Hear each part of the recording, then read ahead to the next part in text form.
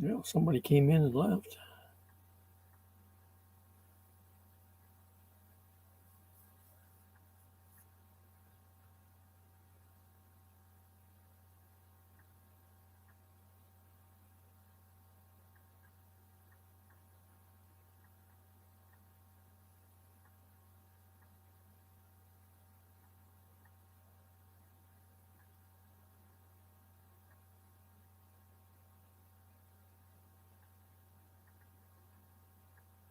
I see there's one there in the background.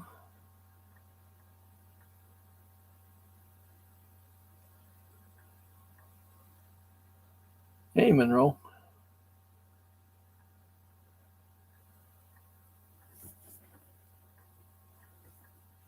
How's your weather up your way?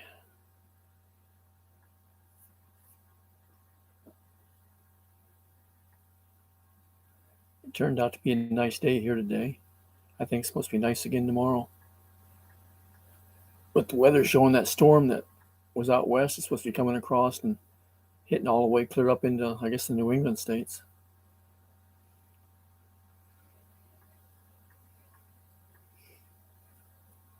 I think by Friday it's supposed to be on the East Coast.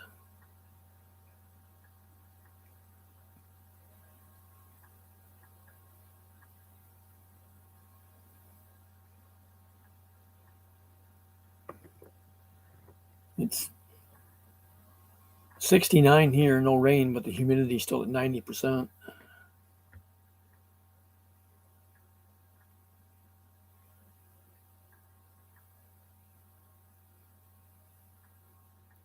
Humidity always makes it either feel colder or hotter, whichever it is, than what it really is.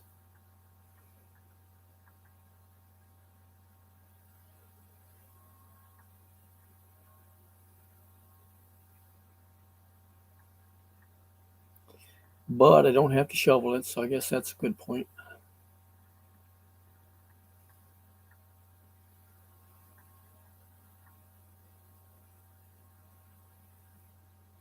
The rain we got last weekend, if it was converted to snow, it would have come out to be about 25.9 inches of snow.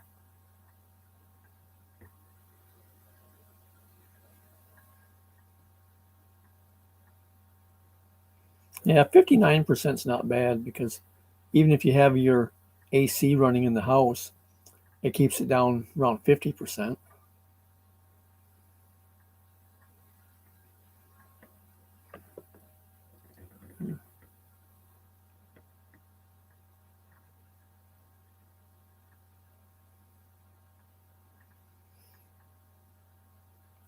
But when it starts getting up above 80% or whatever, then you notice the humidity as far as with the temperature and stuff too.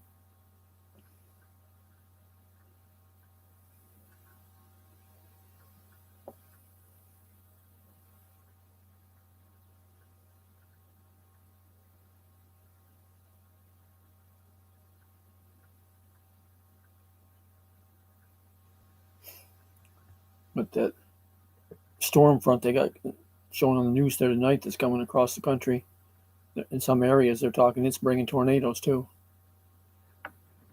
Which people don't need that. Tornado tear up a lot in just a short time.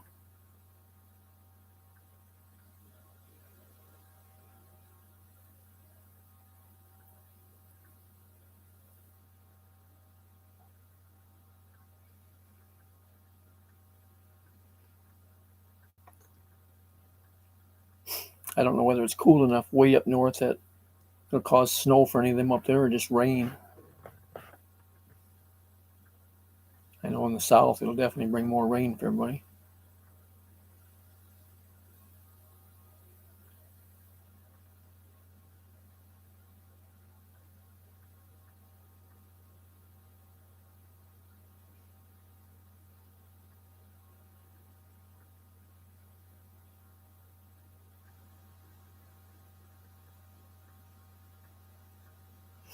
Yeah, I keep hearing that all the time.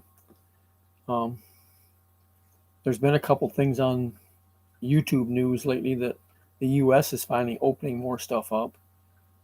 where before they only had it listed for, I think, a few select countries, and now they're kind of opening it more to the idea that, I think, if I read it right, anybody that's been vaccinated can come in. Most of your airlines either require prior vaccination or some just prior to the flight test.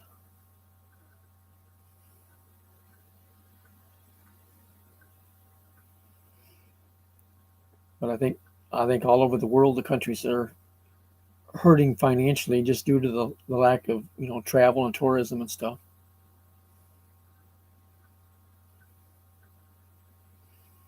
The other day, they were showing pictures of stuff at the border with U.S. and Mexico, and they were going to open it up at midnight or whatever day it was there and all like that. And the cars were lined up for a mile waiting to come across, for that midnight time clock.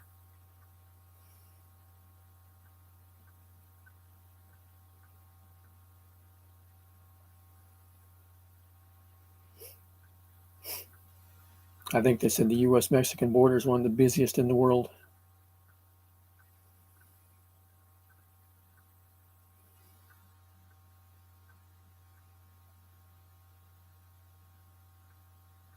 Somebody else did a video here recently, was talking about that, and they had a list of different countries around the world that are allowing people from other countries and stuff back and forth to travel. And I was thinking the Philippines was one of them that was in that list. I don't remember. I know the U.S. was.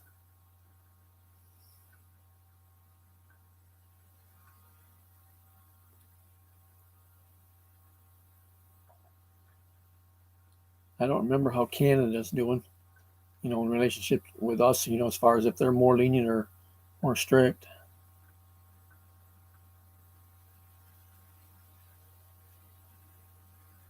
Oh yeah, I mean, it's just kind of like the flu. It's going to be there for time to be, and I think that's basically, all it was to begin with. It's just another version of the flu that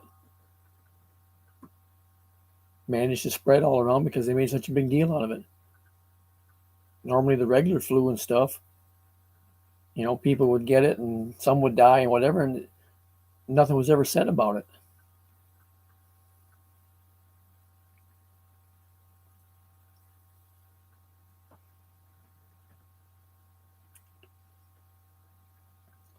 Some of that stuff is just hard to figure.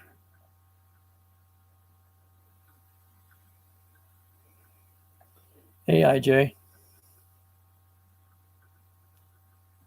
Oh, you got my laundry done?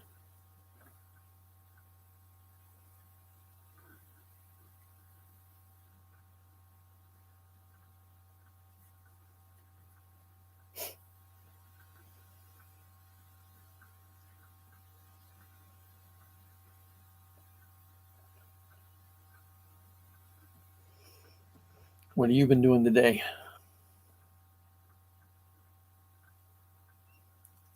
Those are for tomorrow?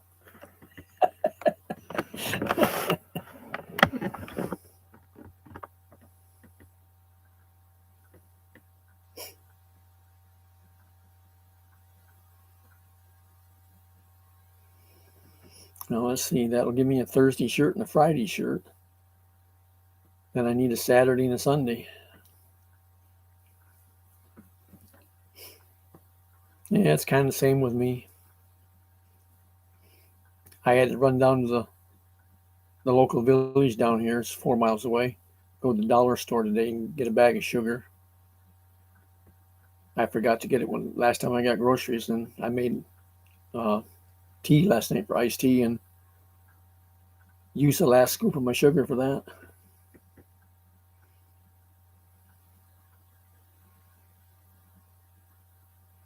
I hate to buy stuff down there instead of going to town and buy it because it's more expensive.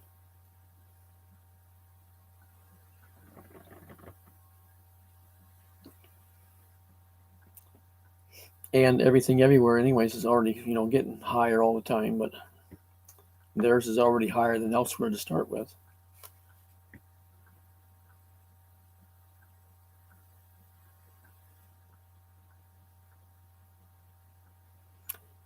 recess. How have you been? Well, I guess you haven't been up too long this morning.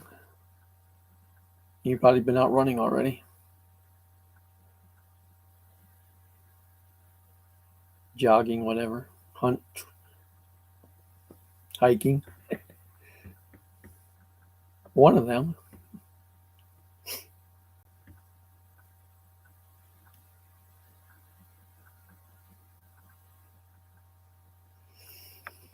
Yeah, that might work. Hiking for 2 hours. How far do you actually go in that 2 hours?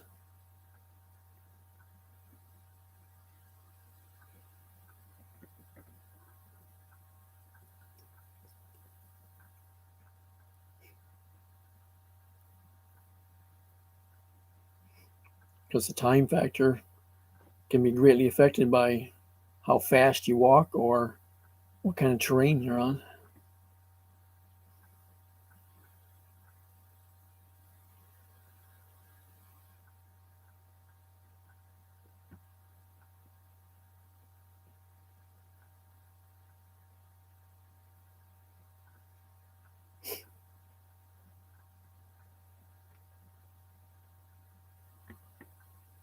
Yeah, Jay, I even thought about using the sugar in my sugar bowl out there, which isn't much. I can get along, I guess, without sugar on my cereal, but I kind of like having it in my tea. But I said the heck with it, went down there and just bought a bag of it. Which, that's only 4 pounds, but no, I've never even seen it before.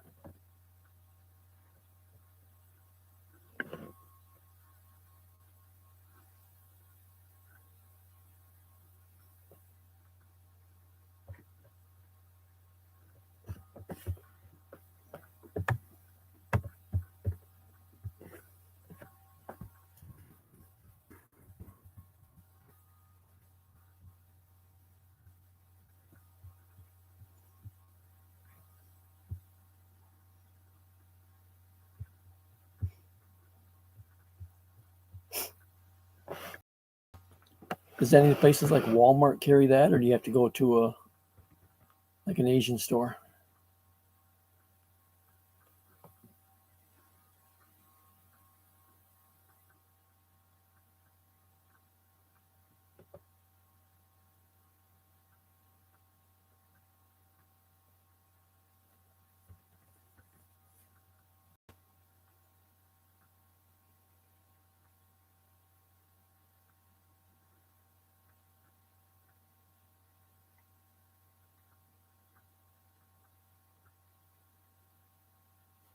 I've never been to a Trader Joe's. I don't even know where there's one at down here.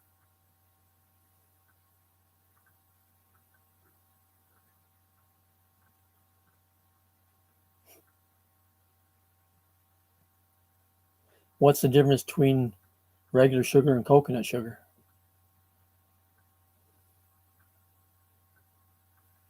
I know one comes from a coconut.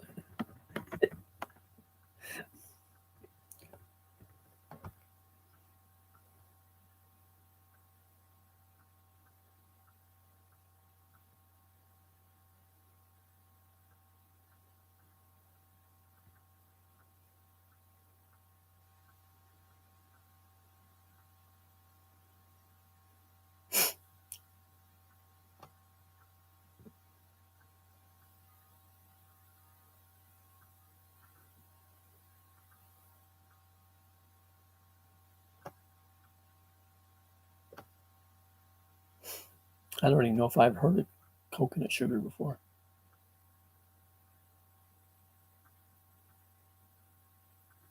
Is it Monroe? Okay.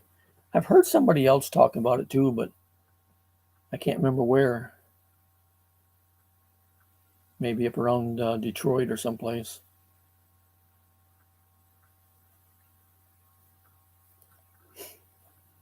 Well, that might be good.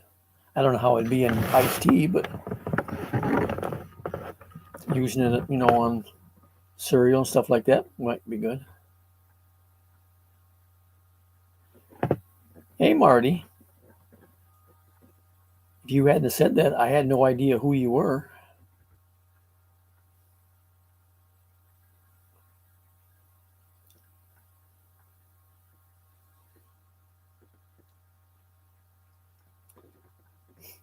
And that means there must be one around Chicago, too, so.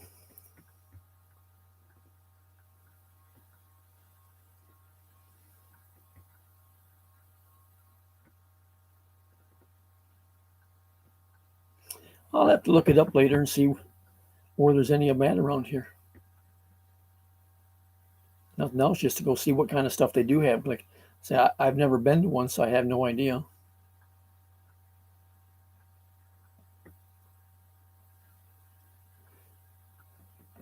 What are you up to tonight, Marty?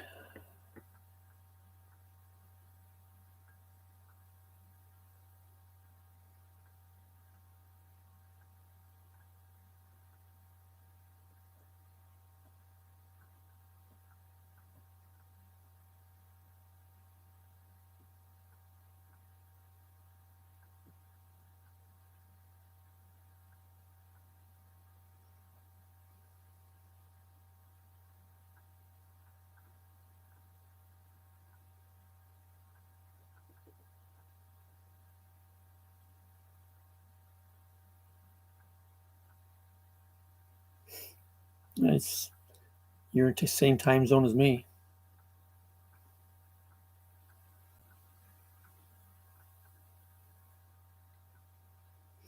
And same with Monroe. And tonight, where IJ's at, same time zone.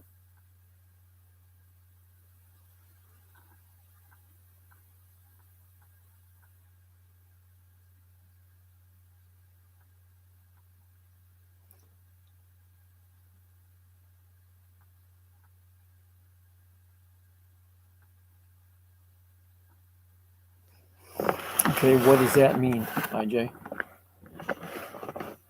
Marty, going to sleep already this early?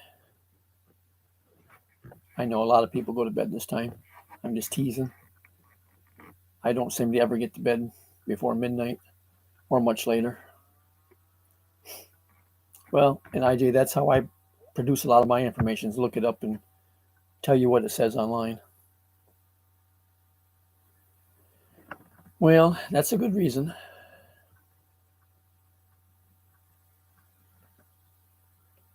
Some days 8-hour shift is long enough.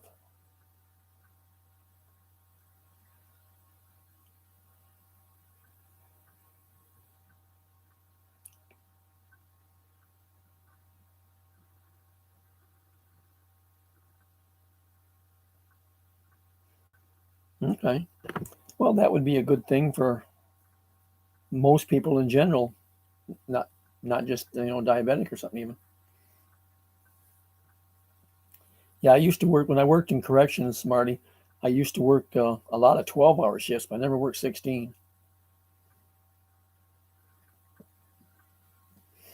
And when I was on the road driving truck, we could only work 14 hours there.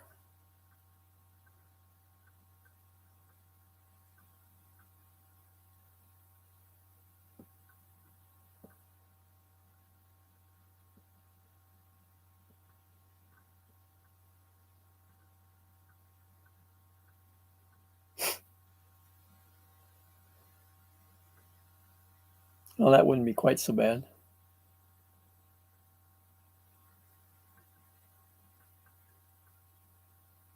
You get paid overtime for that, or just depend on how your 40 comes out for the week?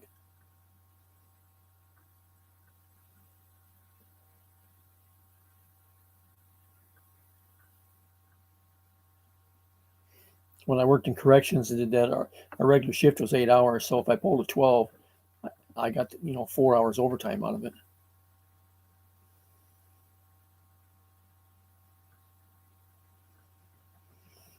Yeah, and everything for Christmas is going to be high this year.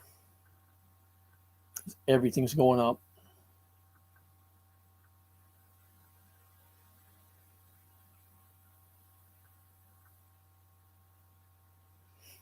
Okay.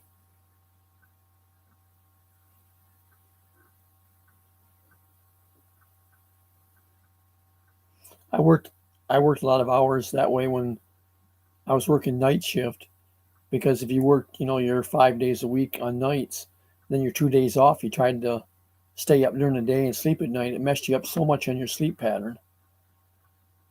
I used to then just go ahead. I would work 7 days a week and work that way continuous.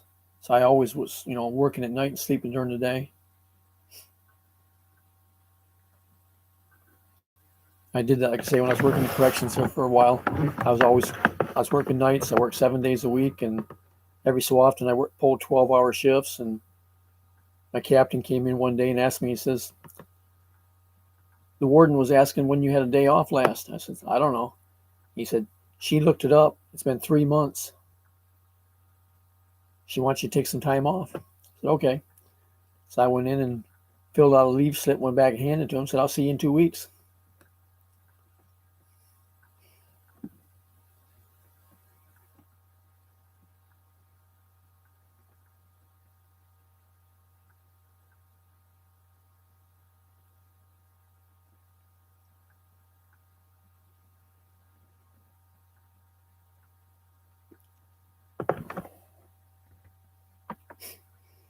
And then when I was on the road driving truck, like I said, we could only drive for 11 hours or be on duty for 14. We had to be off then for 10.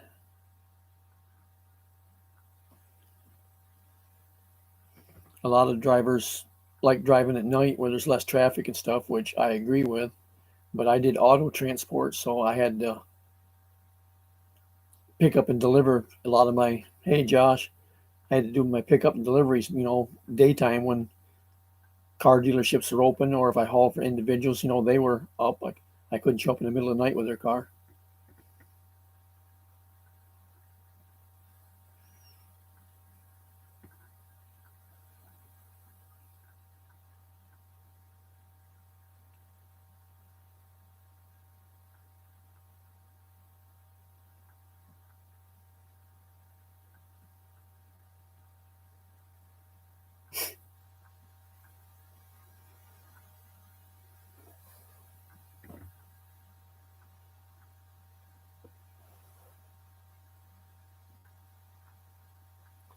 What's happening in Canada tonight, Josh?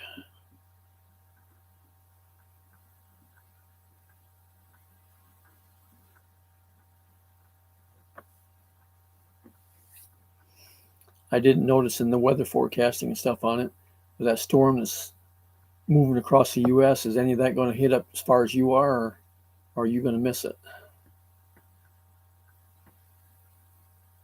Because they're talking probably Friday for the East Coast.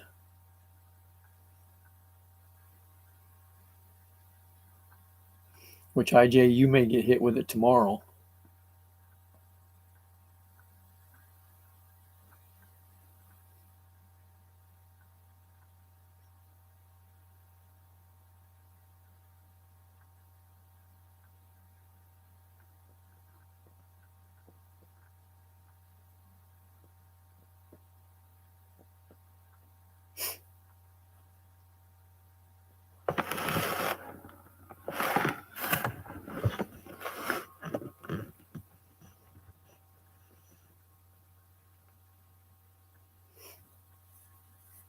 Yeah, I don't know what all it's going to bring. I mean, it just showed, the bad weather all the way from Texas clear up to North Dakota on the map here. Which, just depends on what your temperatures are, whether anywhere north would get any snow out of it. It's just going to be a bunch of rain. But they were just saying there was enough winds in some places and all that it may bring tornadoes too.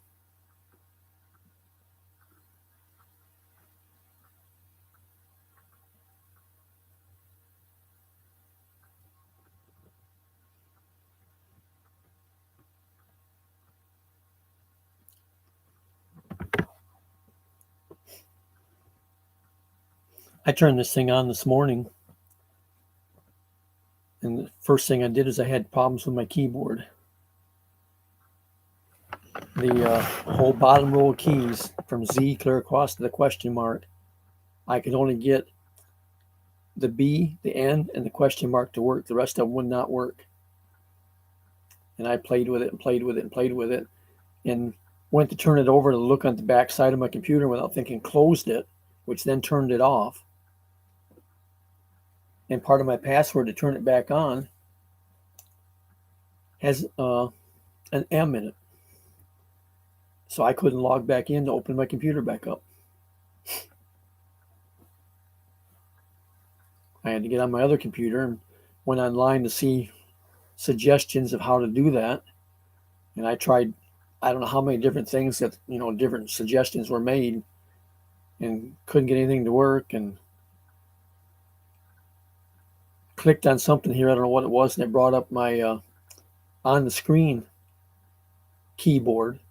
And I was able to take my mouse and type it on the keyboard, because I didn't get touchscreen on my computer. I was using this in the truck when I was on the road, and I said I didn't want touchscreen because I was afraid greasy fingers on the screen would have it messed up, for me being around cars and stuff. So I just brought the keyboard up and used my mouse to type with the keyboard and got myself logged back in. And then everything started working again. So I don't know what I did to correct it, but it's working.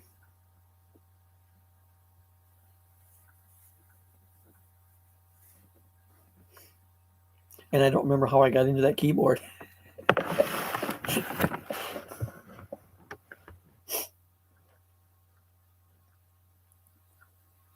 And my other computer is old enough, it's not updated enough that I can't use Skype on it. And I don't remember if I can get into YouTube on it. Even with my email, because I use Yahoo, I can't use the newer versions of Yahoo. I have to go back and use the old ones, which limits a lot that I can do on it for, to send an email or something.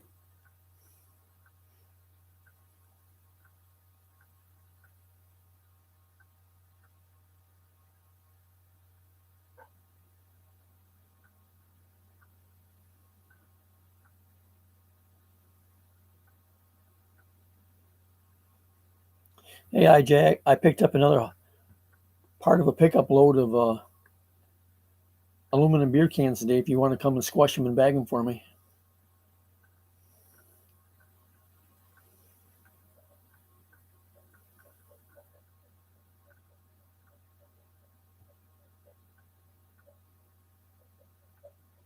They both cracked. Takes usually the only way you crack those is if you drop them or whatever.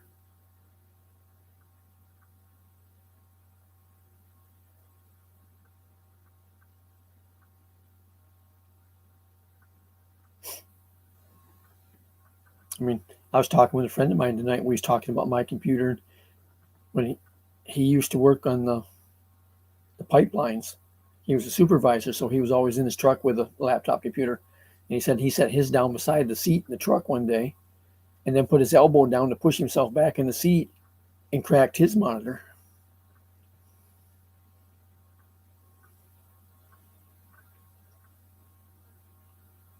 Now my keyboard is cracked, or not my keyboard, but the base of my computer is cracked on both sides, just below the keyboard. I mean, like, if this here's the keyboard, it's cracked right over in these corners, like here and here where my thumbs are. And it's cracked in maybe that far on each side. And I think it's because the whole thing's heavy enough. I picked it up, back this away too far instead of getting out closer to the monitor when I go to pick it up and move it. And the weight of the computer's cracked it. Someday it'll probably get bad enough that it'll cause my internal parts to malfunction.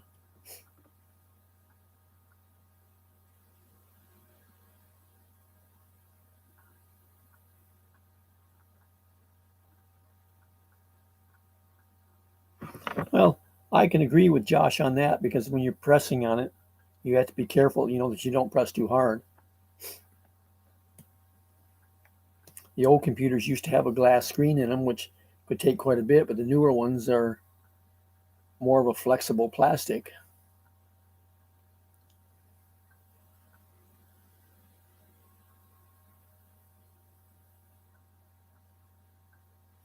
Because even if you just put your finger, in the middle of it and push on it, it'll kind of go out in little colors around your finger.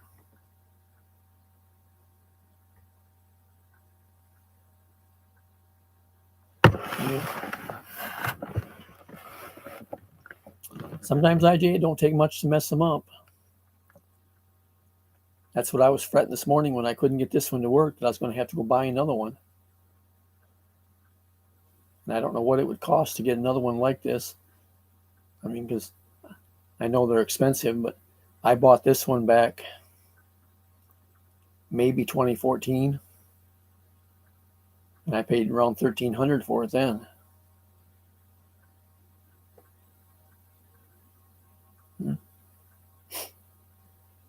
So I just kind of figure that, it's going to be a bunch more now to get one.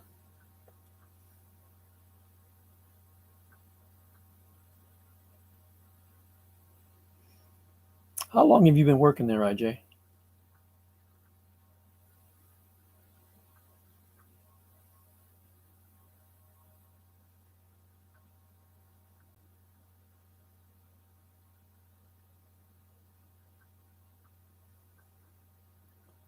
Well, you can get either one replaced, but it's just, okay, quite a while.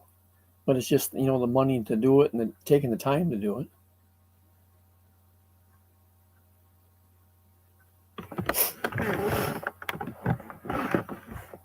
When I bought this one, because I told the girl at Dell that what I wanted it for, strictly for using it in the truck. Yeah. A lot of times like that, the little things just like the cracks in mine, it's okay until, they get where they don't work, but you just know it's there and it's disappointing. You have to look at it every time. But anyways, I told the girl at Dell what I wanted to use it for, and I was going to have it in my truck all the time and, talk to her about different stuff with it as far as having it on while driving and whatever. And then she told me about they had, I don't remember what it's called now. I want to say hazard insurance, but that's not it. But what it resulted in is if I dropped it, it fell out of the truck or whatever, they would repair it for free, with that insurance. And I did once. I mean, on the back side of the monitor on the outside cover, I put a dent in it, probably that big around. And then the monitor itself, when you turn the computer on, it just went to a big blur of rainbow colors. So you couldn't see anything. So I couldn't do anything with it. All I could do was turn it on and turn it off. And I guess when I dropped it, it also messed up the hard drive and I don't know what all else. I mean, I called them, told them about it, and they sent me a box to ship it in. And I sent it to them, and they redid it, put a new hard drive in it. I think they said they put a new keyboard in it, and the top cover's replaced, the monitor's replaced, and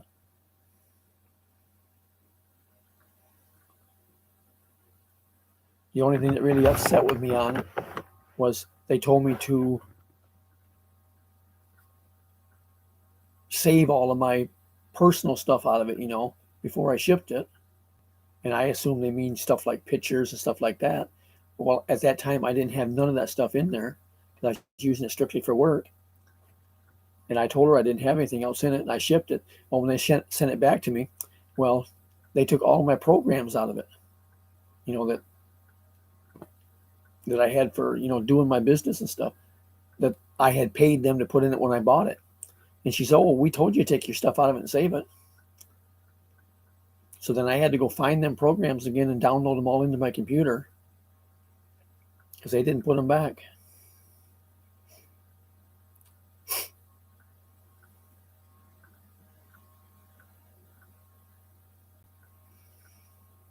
But I had I think it was 3-year warranty on the computer with that accident insurance or whatever. And the accident insurance allowed me one repair a year. If I dropped it out of the truck or what have you. I've got a Dell. How do you pronounce it? Inspirion or whatever.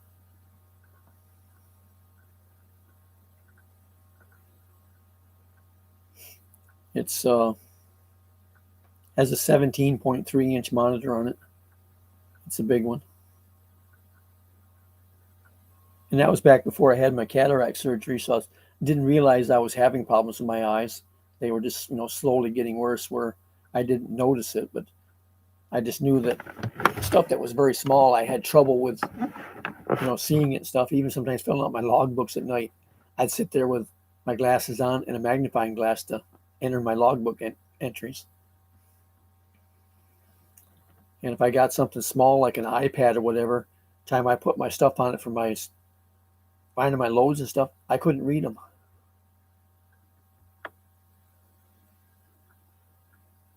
Yeah, a lot of people use the touch screens.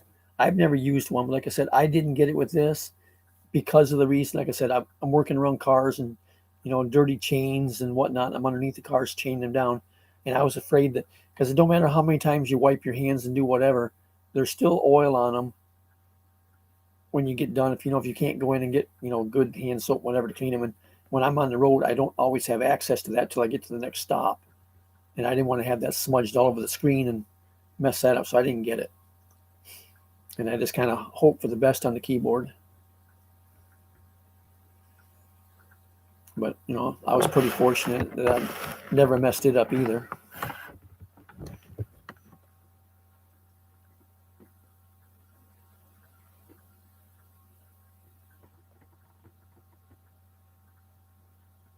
I also bought a external mouse with it too. I've only used it a few times. I just like it better because it's way faster than the mouse pad, and I can do stuff quicker with it and easier or whatever. But it's just you have to be somewhere to use it. And like here sitting in my lap, I don't have a place to do it unless I find something to set it up where I can put it on. And the same thing when I was in the truck, I had no place to use the external mouse at.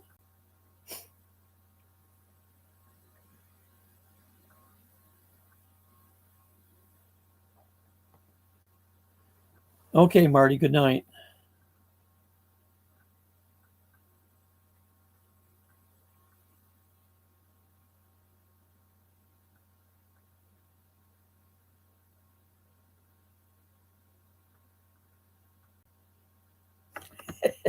You're, you aren't supposed to throw marbles, Josh. Hey, Mike.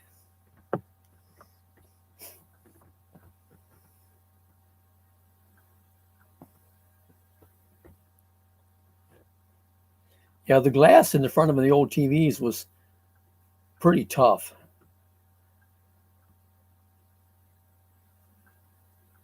I've taken some of the old TVs that people are throwing away, and I take them apart to scrap the electronics and stuff out of them. And then I break the glass out of them, and I break the tube out of them to put them in the trash. And you got to take a hammer, pretty good whack, to knock the front glass out of the old TVs. Hey, Daryl Lou.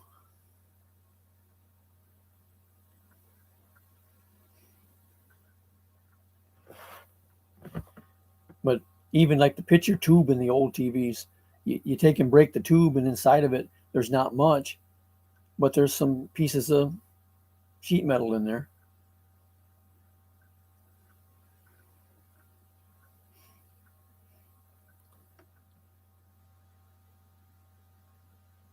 You at work, Daryl Lou?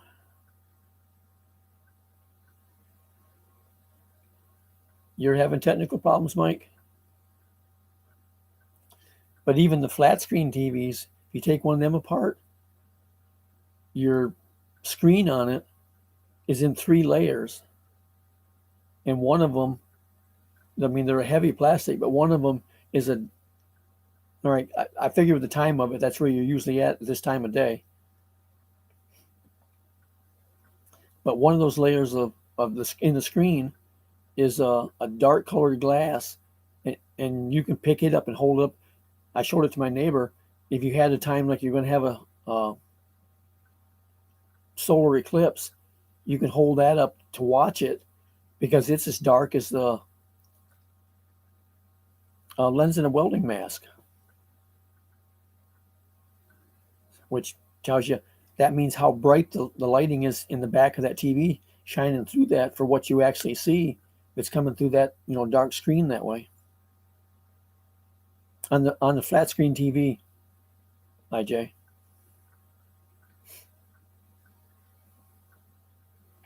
There's a clear layer, then there's a dark layer. I mean, they're not glass, they're plastic. And then there's your outside soft screen, which is about the same material as your monitor on your computer, which is that's the part you've cracked.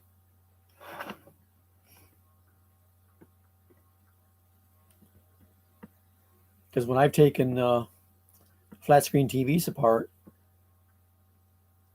I take the clear layer of glass, well, plastic, out of them like that because they're big, and give it to my neighbor's daughter here next door because she does a lot of artwork and she would use that big, sheet of plastic to draw on.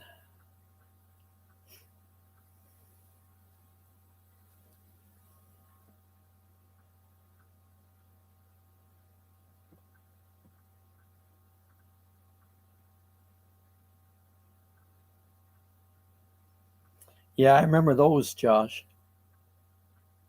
That's what we had at home when I was a kid. Yeah, your big flat screens, twice as big size, don't weigh nothing. But yeah, the old floor models were heavy, and a lot of that. I mean, a lot of it was the cabinet, but just the picture tube itself in them are heavy because it's all glass.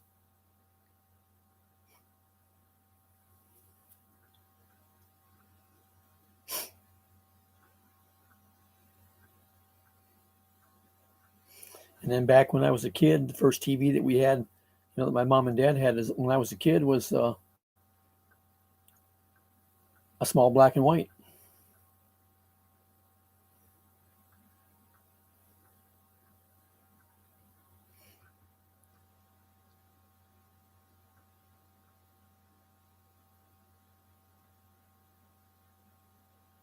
Yeah,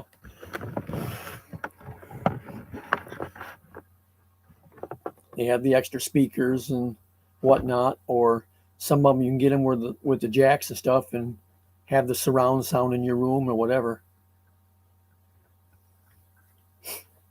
That's just a lot of money, though.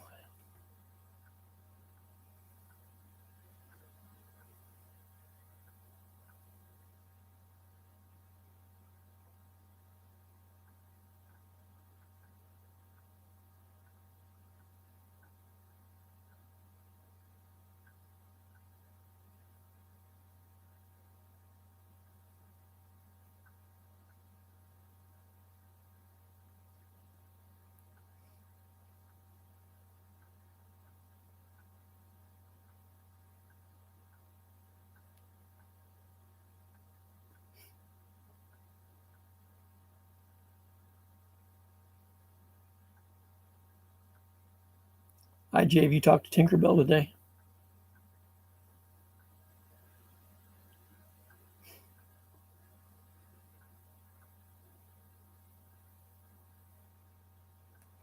I heard from her a little earlier. They just said she was tired.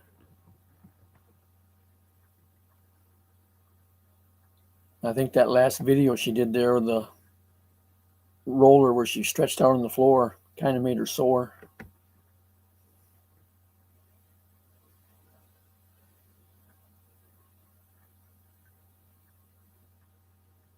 She said it bothered her stomach and her shoulders.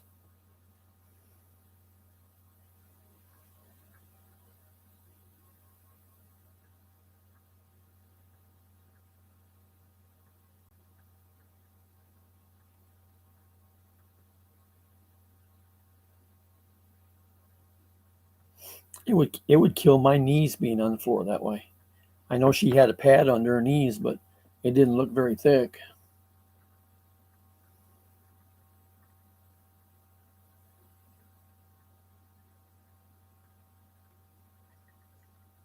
Yeah,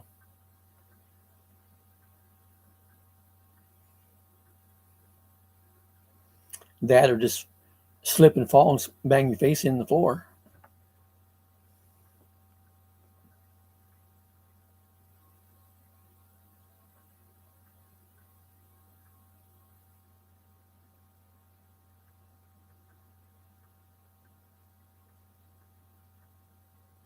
Have you noticed on my last 2 live streams that all of the comments, not in the chat here, but the ones underneath afterwards, they all keep disappearing?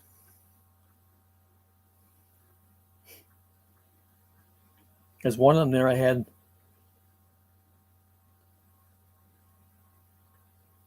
Yeah, I never thought of that, using it on a rubber mat, because that floor would be slick.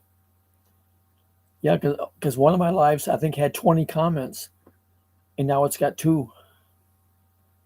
And I went to my other channel and just made a comment on them live streams, that my chats were disappearing, and that disappeared.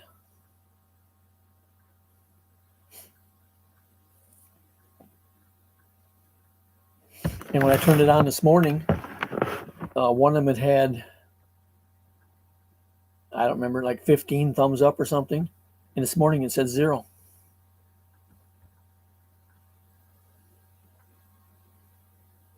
And then later in the day, the 15 thumbs up were back.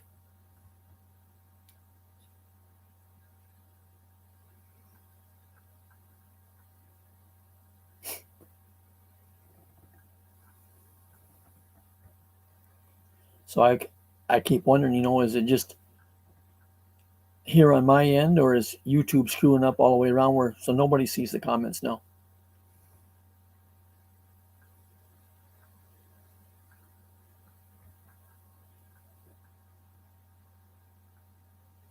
Well, that's very possible, Josh. That's why I just asked, if any had noticed, because I never know whether it's, actually YouTube doing it or my computer's messed up.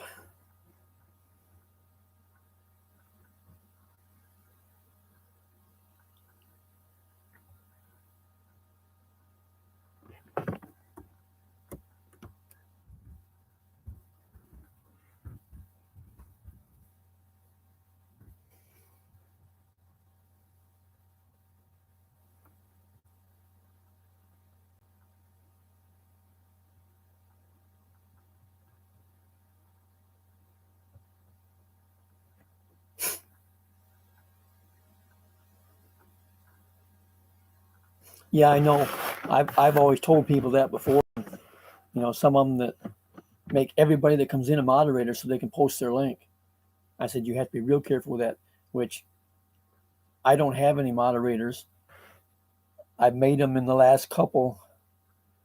That's not in my eye tonight, just bothering the hell out of me. But the last couple I've made people moderators, a few people during the live, and then after the live was over, I removed them all.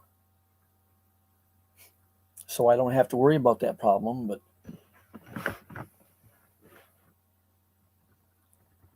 that's the problem. Okay. Darn. I should have figured that out.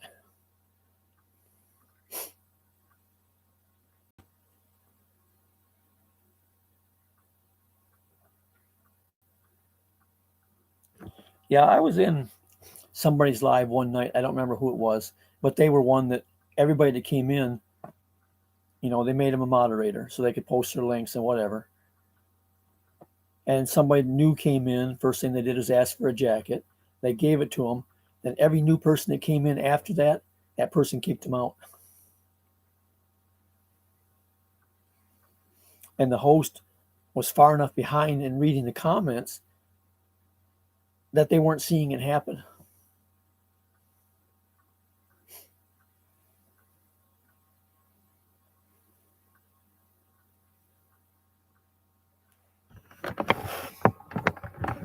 That's why I don't like to see the comments run real fast where you can't keep up with them, because you get so far behind that way.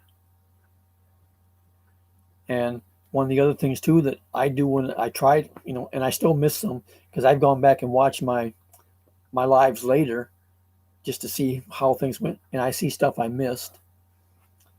But I'll be going down through and I'll answer, 2 or 3 of them, but I'll skip, a couple of them. The first thing somebody says, well, you skipped over mine. Yeah, because I'm trying to do all of them that was related to one thing first, and then go back and hit that one. So I'm not doing them in the order they're on the screen.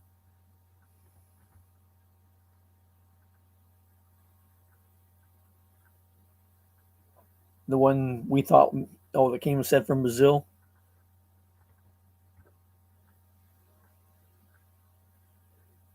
That was my first thought when I saw them come in that night.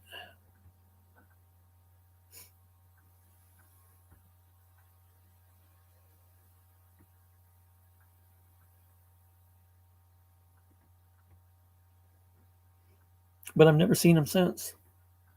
They never came back after that.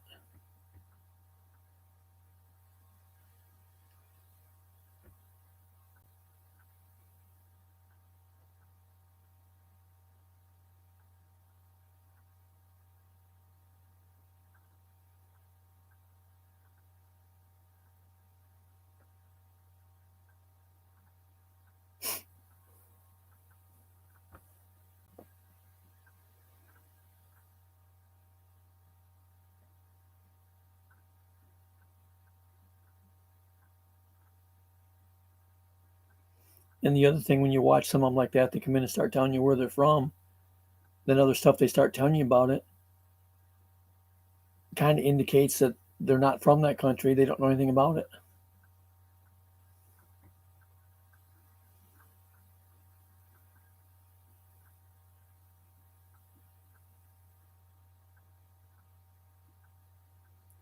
There's one live I used to go to a lot that one guy that came in there, everything anybody said, they were in the Philippines, they'd been to Tokyo, they'd been to Taiwan or where, didn't matter where it was, he'd been there too.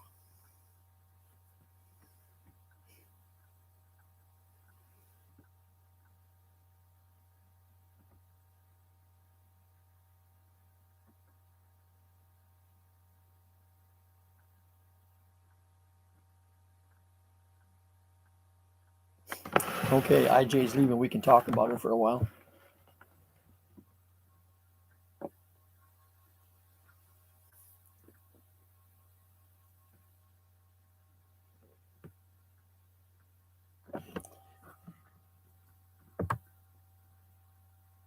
Mike said before he was having technical problems and he got quiet. I wonder if he's still here or not. There's 4 in the chat.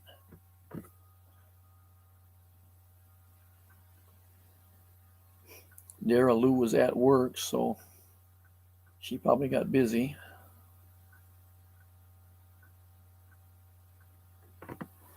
Marty had to go to sleep because she's got a 16-hour shift tomorrow. I wouldn't want to do that if I was tired.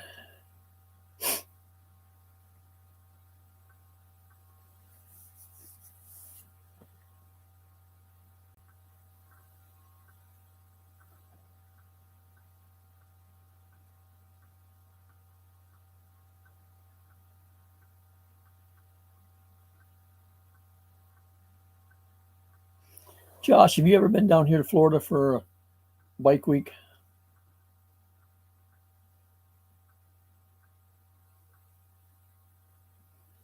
Yeah. The neighbor's dogs that I always go and feed. Okay. I always used to go over and do them 6 o'clock or a little after, and it was fine. Now, if I do it much after 5:30, it's dark before I get over there.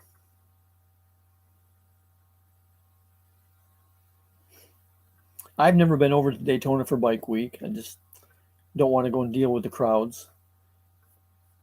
And they have another one up in Sturgis in, was it North Dakota?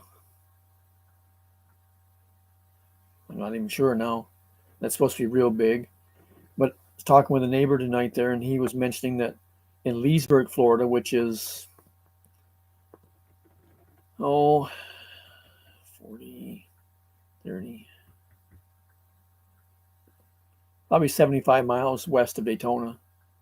They're having another version of Bike Week there this weekend. It's a lot smaller deal because it's a little small town and there's just more locals than out of town people. But that goes on over there every year too. I might try going to that. I won't make it this year, but I may try going to that some year. Just I like to see the bikes and stuff, and there wouldn't be as much big of a crowd in that one as there is the one in Daytona.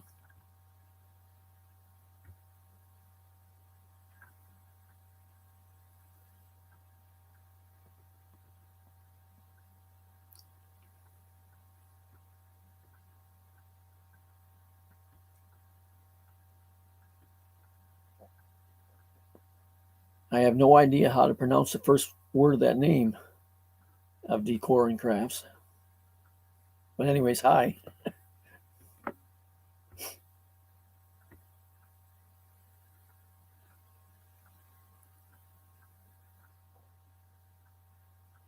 Okay, thank you.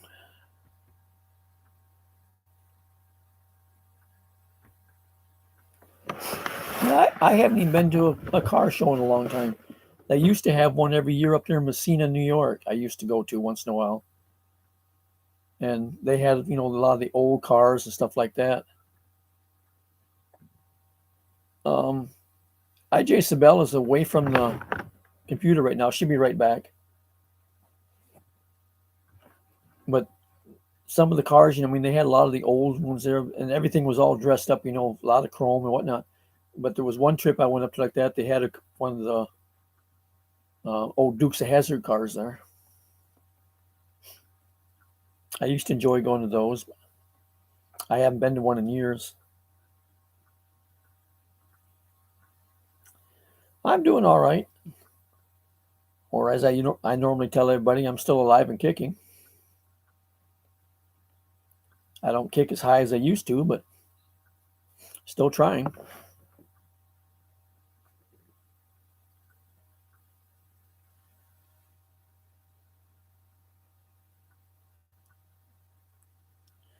Is this maybe a second channel or something of yours? Or reason I say that because I don't recognize it from seeing it before.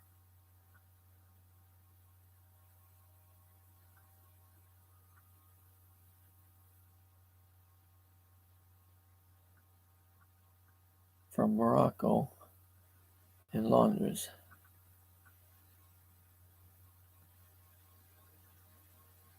Okay.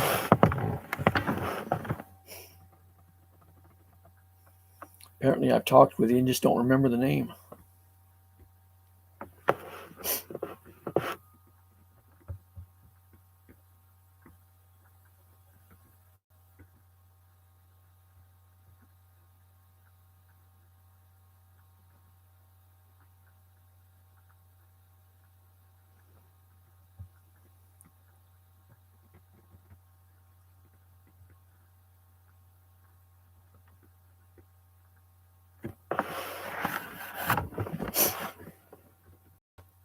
IJ, how come I don't remember her?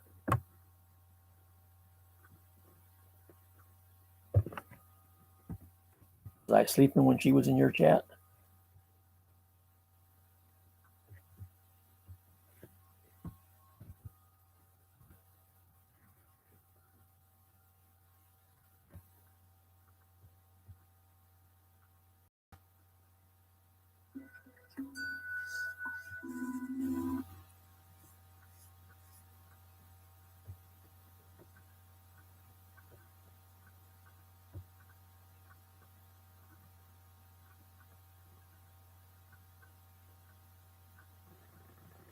Well, there's the problem. She's there with Bird.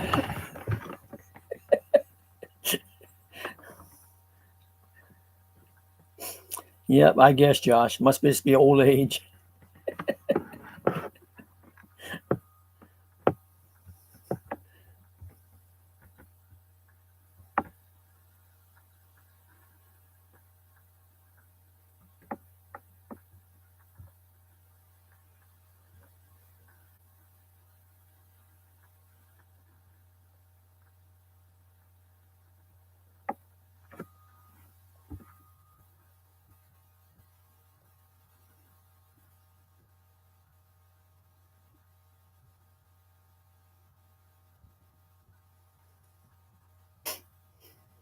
Okay.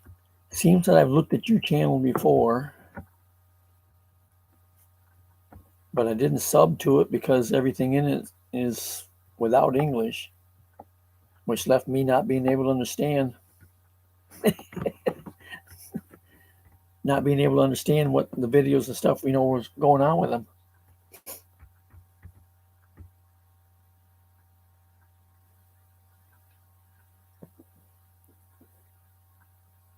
Well, you made me that way, IJ.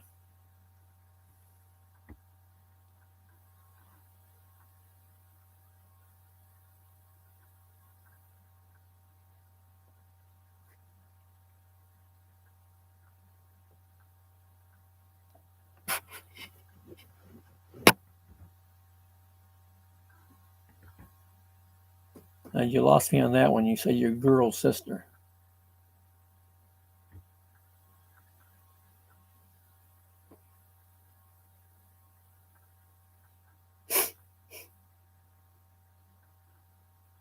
Well, let her explain it, IJ. She might be somebody important, and I should know about it.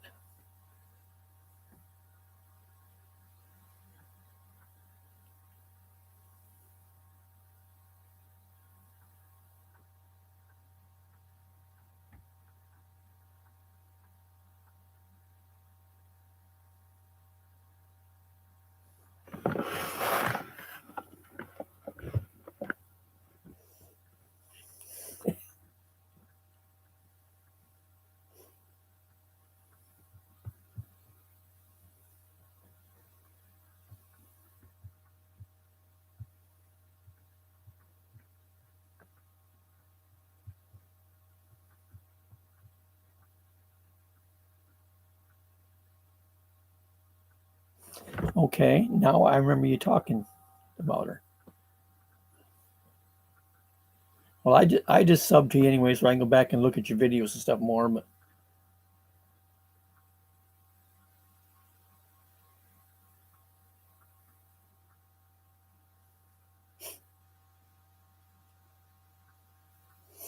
like I say, it's harder for me to understand some stuff like that if you don't do any of them, with English in it or whatever. Or sometimes some people do subtitles.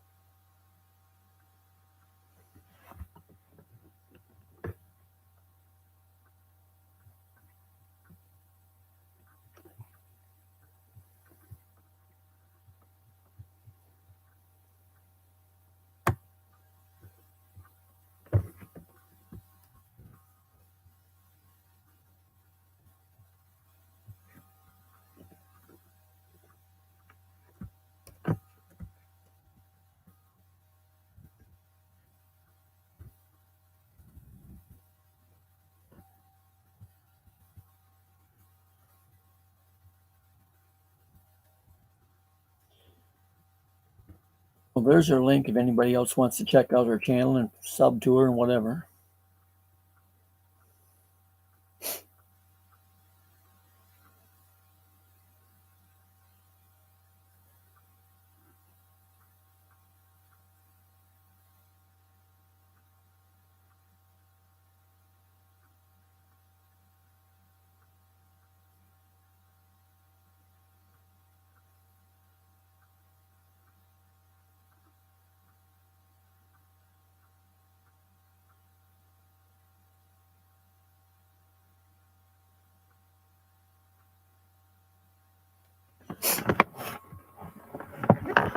That's something I need to do sometime too, IJ.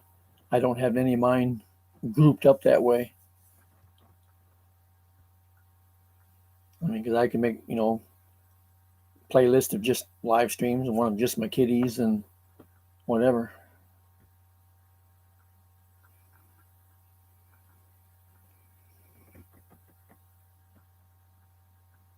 Not that I have that many that's hard for people to sort through them, but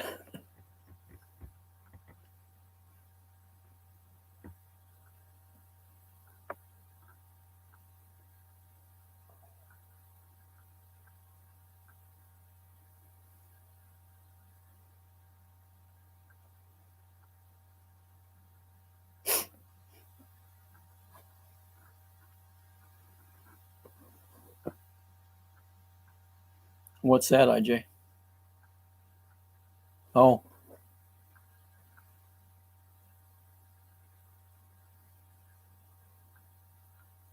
well, that's what StreamYard is for. So you can share the screen and bring people up on it with you. You have to post the link in your chat here. Oh, not that. Okay. Yeah, that's kind of the way I am, Josh.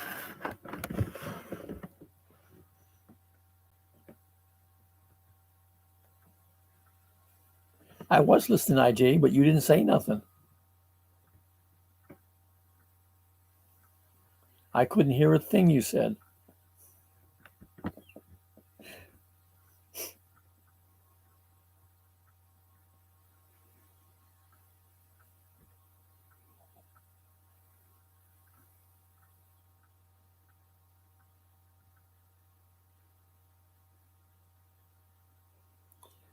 Okay, I'm waiting.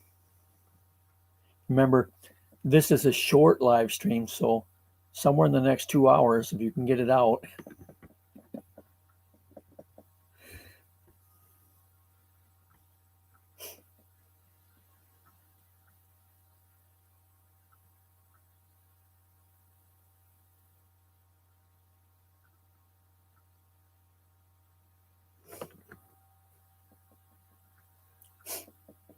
Well, it took me a second to figure out what you meant, but then with the comment, I knew who you was talking about. Yes, okay.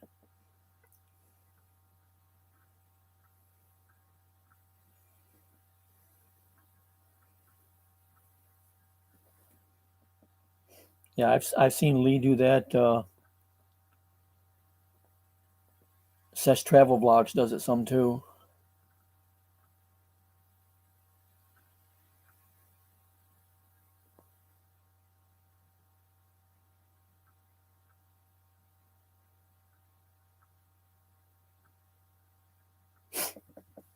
The only thing with doing that, you have to watch whose videos you play, or the same thing with where somebody just takes somebody else's video and post it on their channel.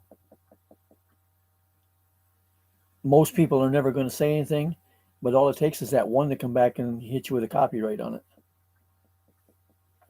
Because by YouTube rules, you have to have written permission from anybody that you use their material.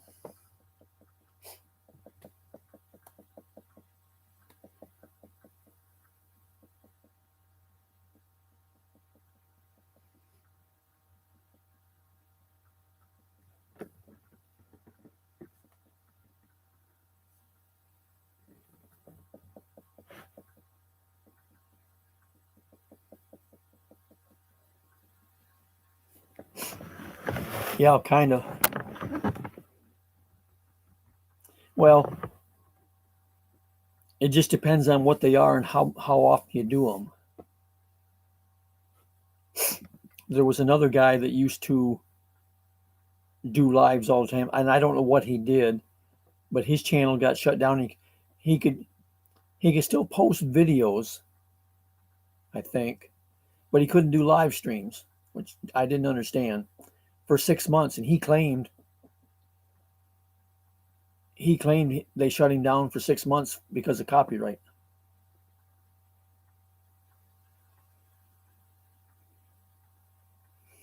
And then he went and did, which is another YouTube violation, made a second channel and did his live streams on there. And if you go back and read the YouTube guidelines on that, if you get caught making a second channel to get around your first channel being shut down, YouTube can ban you for life.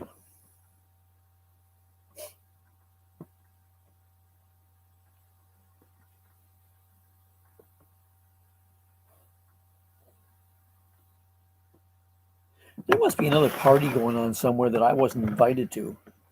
First IJ leaves and then Josh leaves, and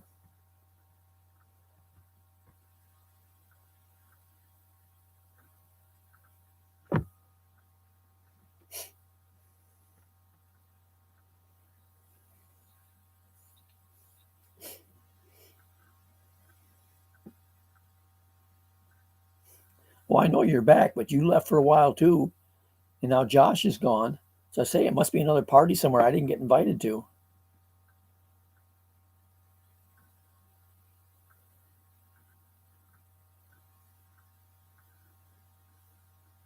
Yeah, she didn't get invited either. She never left.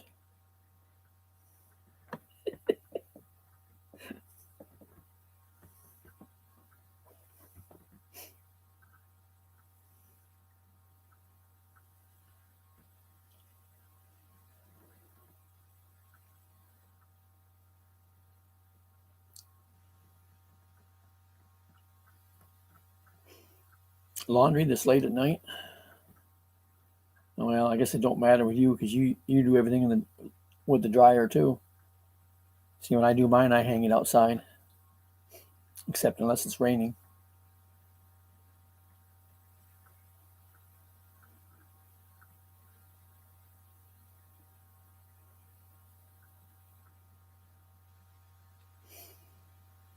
I just figure that saves me money if I don't have to run the dryer.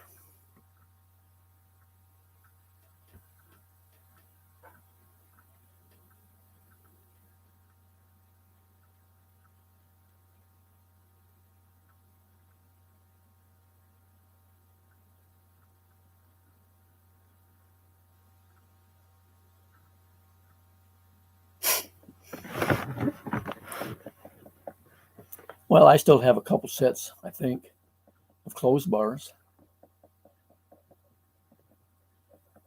I've taken when I've had just a few things on the line that didn't get dry when I brought everything else in. I'd put them on the clothes bars and take them in the second bedroom and just set them over top. My heat and AC vents are in the floor instead of in the ceiling, and I'll just set it over top of the vent so every time it runs, it's blowing air up across them to dry them.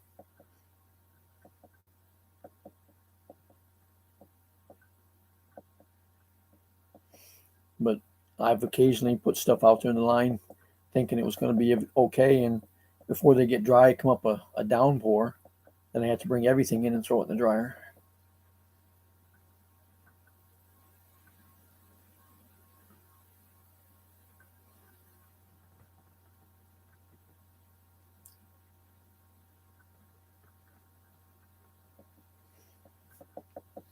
Hey, Ivy.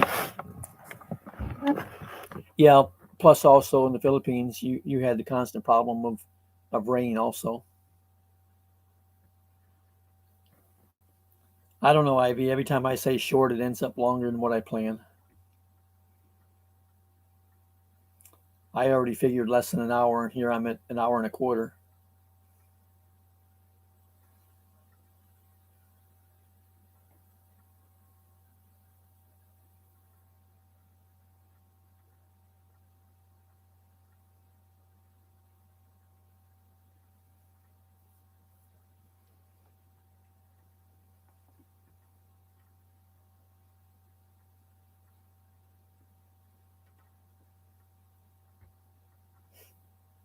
A couple things that I'd like to learn how to do. I've just never taken the time to sit down and look it up and see what it says, to get into it. One is using StreamYard, where I can let somebody else come up. I keep joking about it. If I can do that, then I can sit back and not have to talk. Let them do it. And the other is whether I want to play with Nightbot. I don't want it like some do that it's just continually posting and posting and posting. Hey, Lonnie, and the chats, half the chat is Nightbot. I don't want that. But if I could do it with something simple, where if you get that one person that comes in and wants to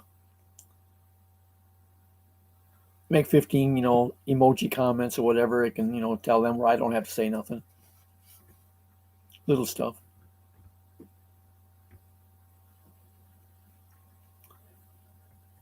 Lunch, Ivy, it's 10:41 at night. I ate a few hours ago. Jollibee, the closest Jollibee to me is over 100 miles away. There's one in Tampa, which is around 100 miles. There's one in Jacksonville, which is about 150. And there's somewhere down in South Florida, and I don't remember where it's at, but that's even farther.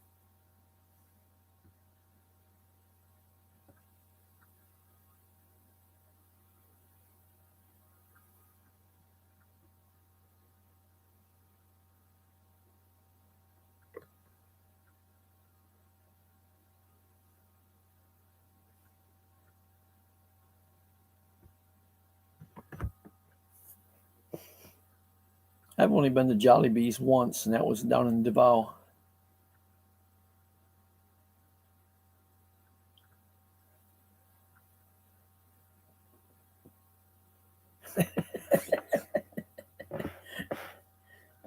You're still wanting that bikini there, Ivy?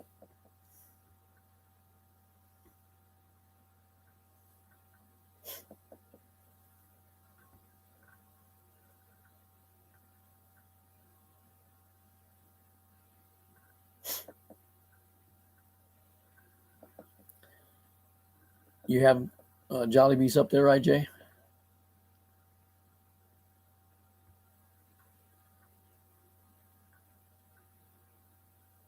I know there's gotten to be a lot of them around the country. I think they started around California, but they're kind of spreading out now.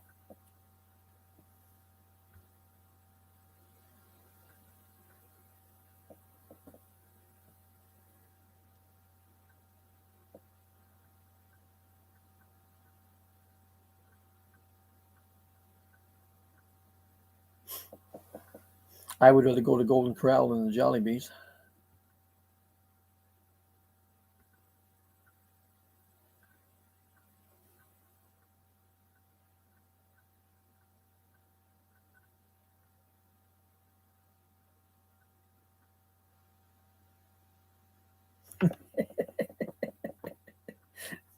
Yeah, everybody always figures it's free from me.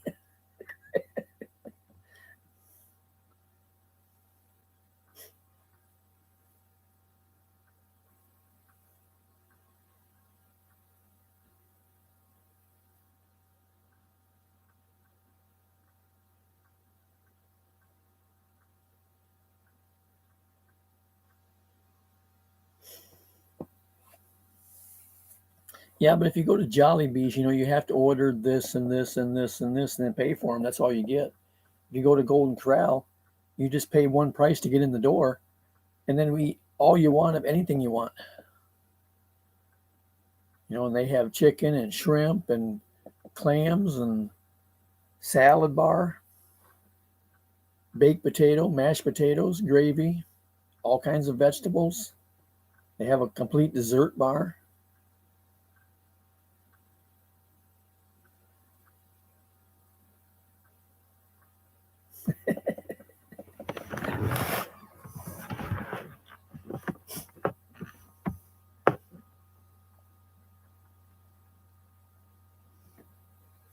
Yeah, Tinkerbell's at her other house tonight.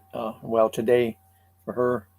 Now, IJ, I just got a message from her a little bit ago that she's over there and she's only got using data, so she's not going to be on as much.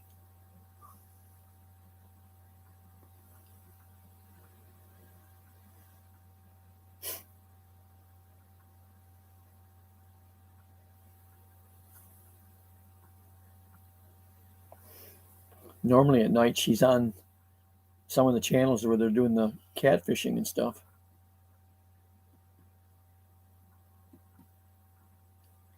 There was one on a little bit ago. I watched a little bit of it. Thursday night, there's always one on with, I think it's two stand fishing or something like that. Hey, Rena. And then either Friday or Saturday, there's Becca Mudfish, or I don't remember. Hey, Samira. But all they do is fish for the big catfish, and they were getting fish that are 25 and 30 pounds where they fish at.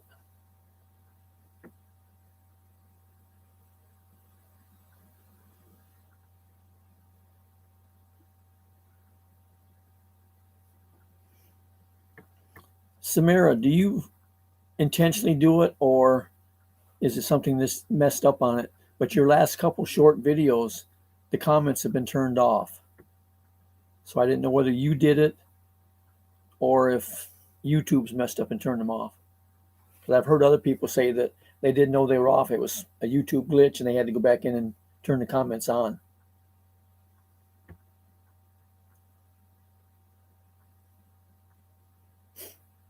Well, obviously she likes chicken.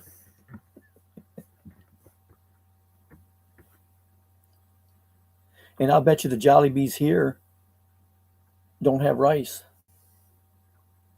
like they do in the Philippines. Well, that's why I was asking Arena, because I didn't know whether she did it or if YouTube did it, because there's been some people that didn't know theirs were turned off. And I mentioned it to them like that, and they said, yeah, YouTube shut them off, and they had to go back in and turn them back on.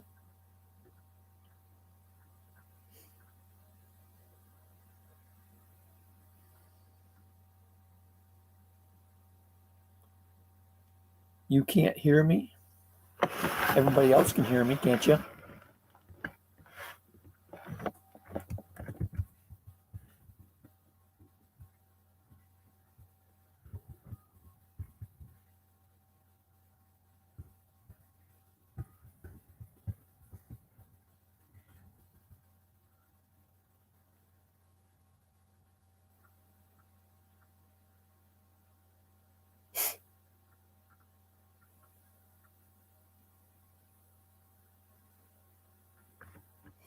Okay, Deputy IJ, bang bang.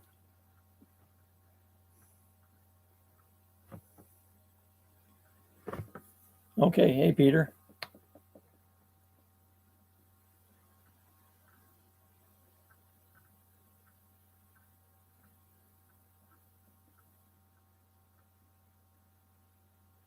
Oh, she at the store or is she out at Mercy's?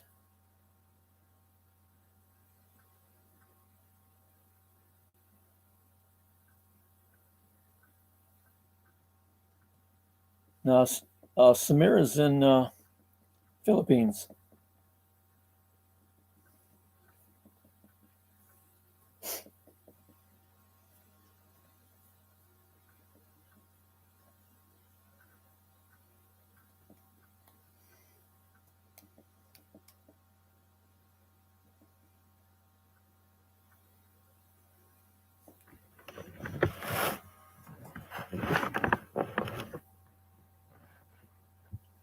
Politics propaganda.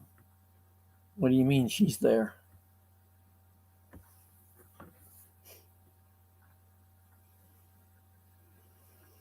Apparently, IJ, Ivy's expecting twins.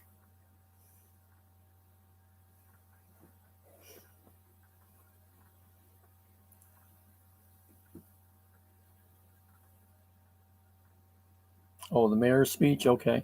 See, I never got no notice that she'd gone there or anything.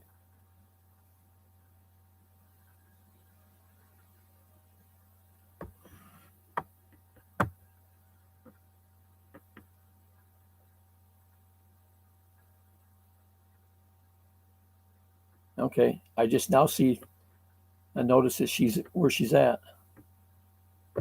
It didn't show before.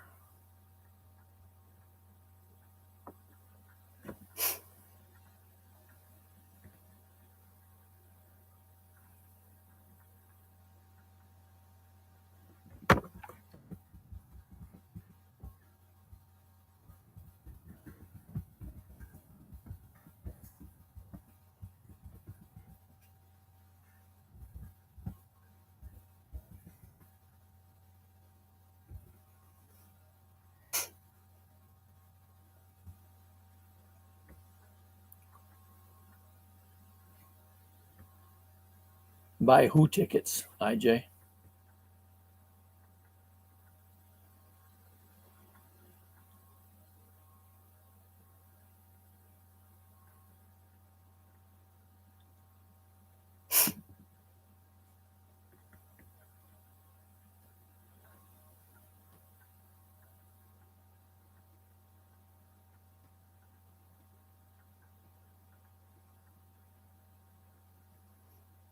No, IJ, she's going to have twins, and she's already said that she's naming one of them David.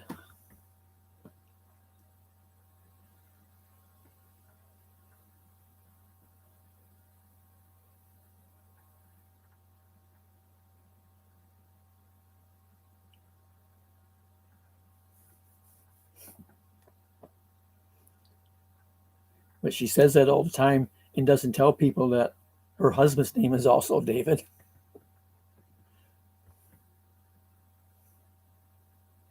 Hey, Ken.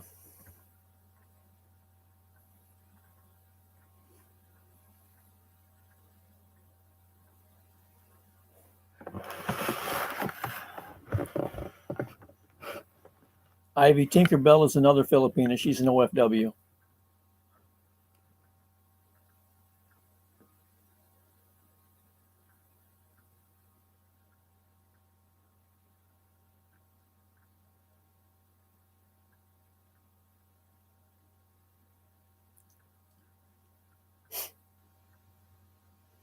Rena, where's Mike at?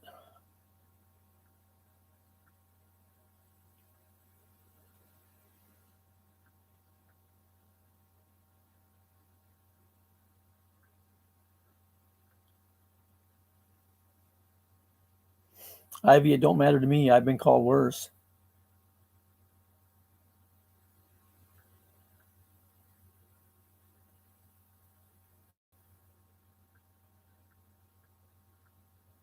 Now, Rena don't want to come to my house because the cats are bigger than she is.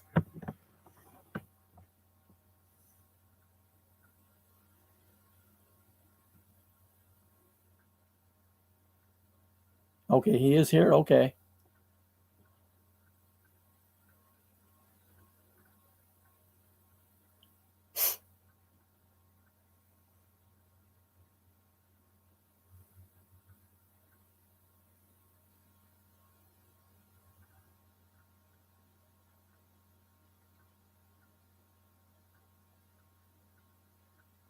Oh, you've seen that one, Peter?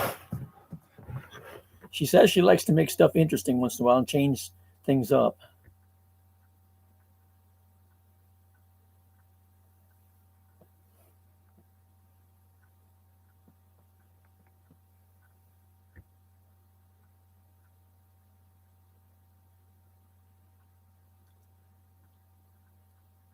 I'm not arguing with you, Samira. I just asked you something before and you said you couldn't hear me.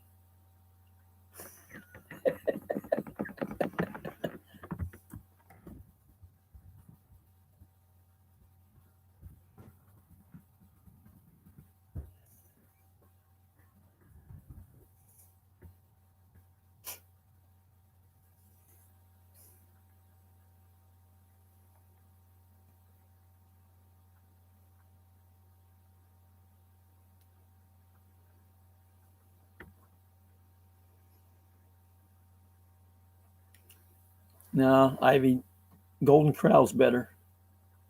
More food for the money.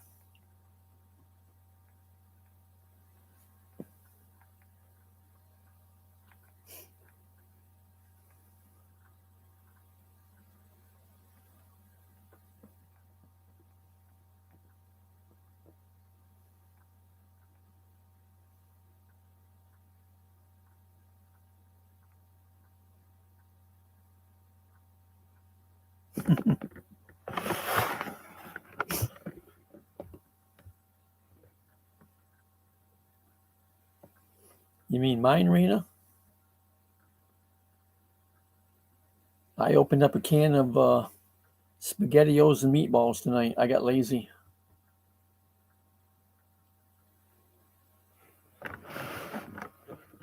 Oh, the one in Chicago up near IJ. I looked it up a while back, and it's open for takeout only. But the one south over there, about 30 miles, or I don't know, 20 miles, whatever, it was open for dining in.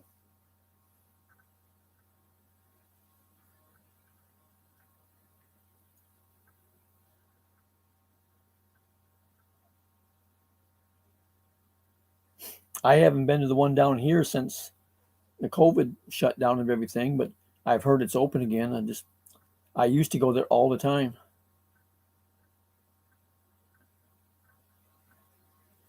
I used to go there, and there used to be two of the Chinese buffets I used to go to all the time.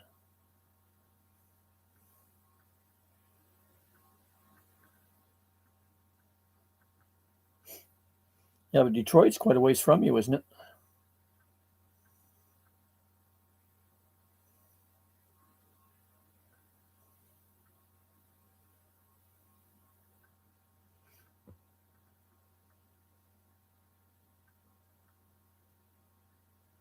Okay, Samira's back and she can hear us. We have to stop talking about her.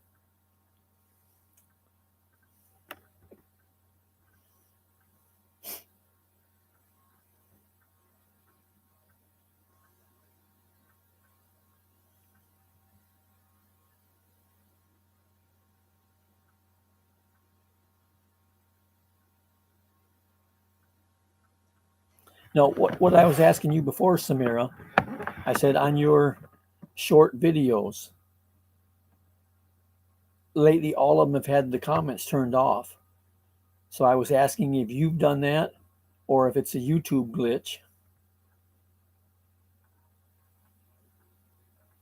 Or is it just my computer?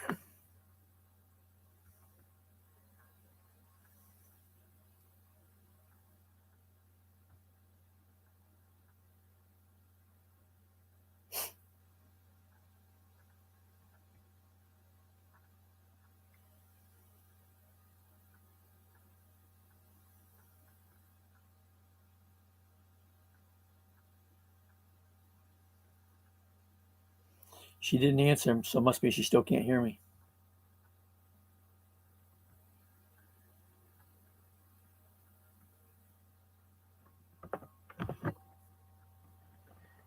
Well, if he's giving cash, get me some.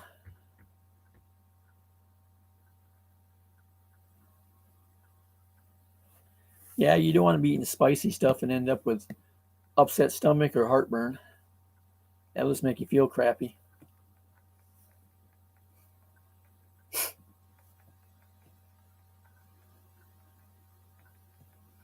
And you have to remember, whatever you eat, the baby also is eating.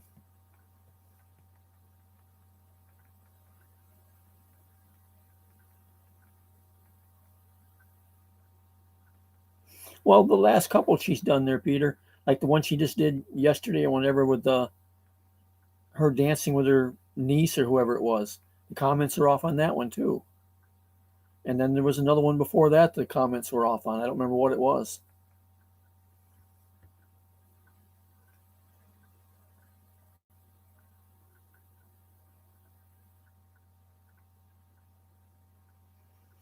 IJ, it won't be long though.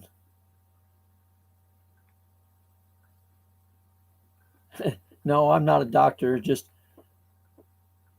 I've drove ambulance and stuff before, so I know a little bit about some of that stuff. But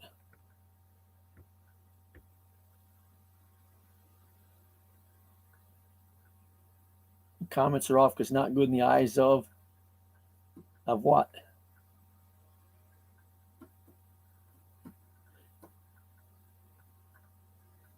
What I started to say, IJ, is Ivesour's only on that restricted diet for a while because her babies are due in January.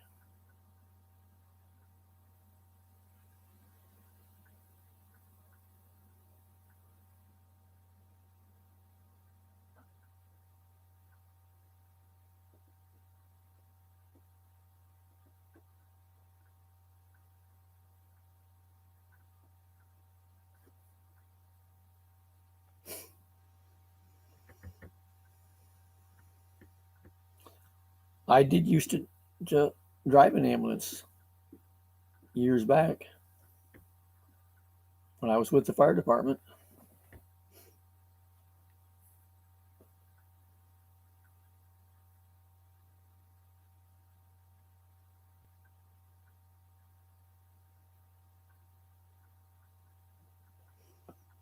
And I was one of them that was not afraid to get out on the road and put, as they say, the pedal to the metal.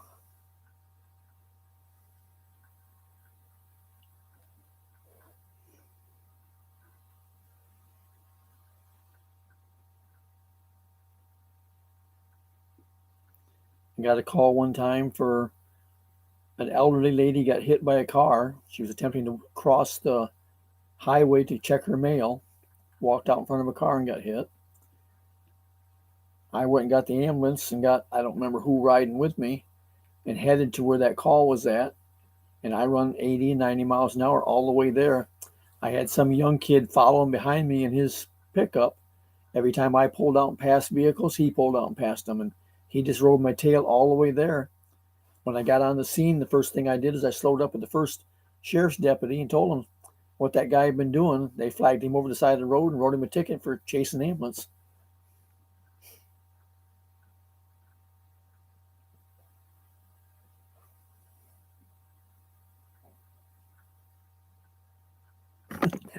I'm a truck doctor. Okay.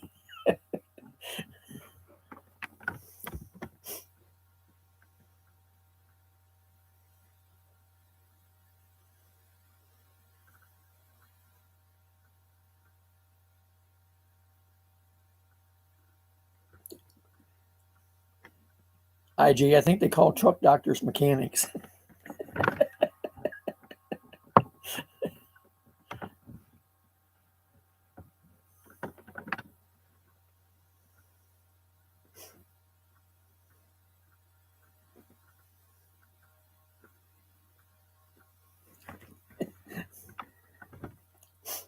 Yeah, when I'm the first thing they see, IJ, then we take them to the psychiatric ward for help.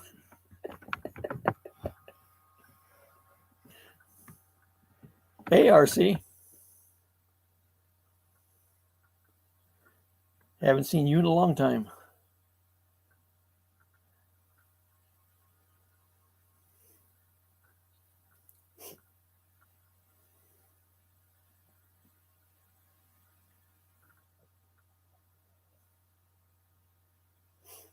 Well, Ivy, if I bring the truck that way, if you have more than two babies, we still got room. When you take in the back of the truck, you can have 5 or 6 babies all at one time.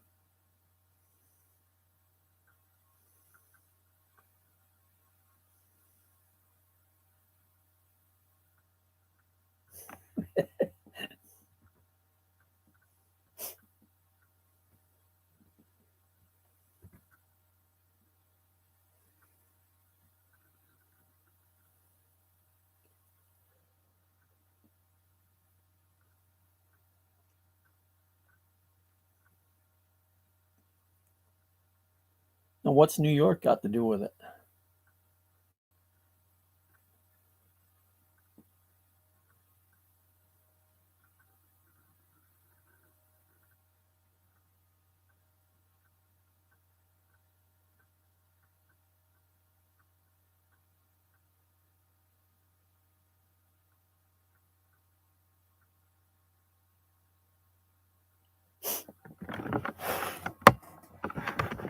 That's all right, Ivy. I'll remember that. When it comes time for you to have that baby and you keep saying, quick, get it out of me, I'm going to keep pushing it back inside.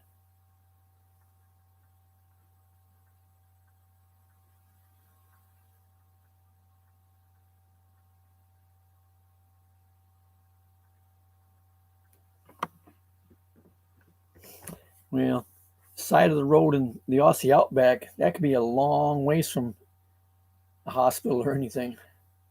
That's a lot of open country.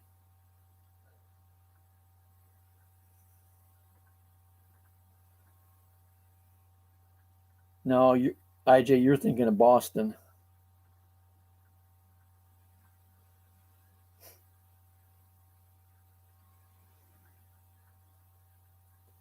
New York doesn't speak any much different than I do. Remember, that's where I'm from.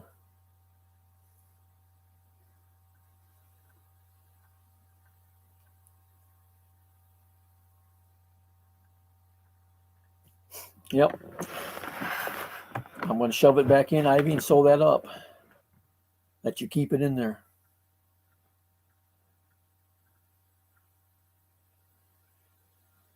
Well, at least you can say there it wasn't an ambulance, so you did have medical supplies.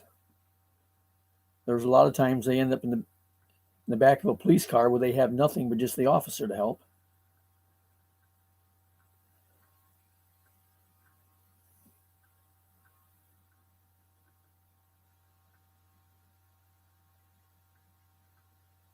Yeah, that's a big baby.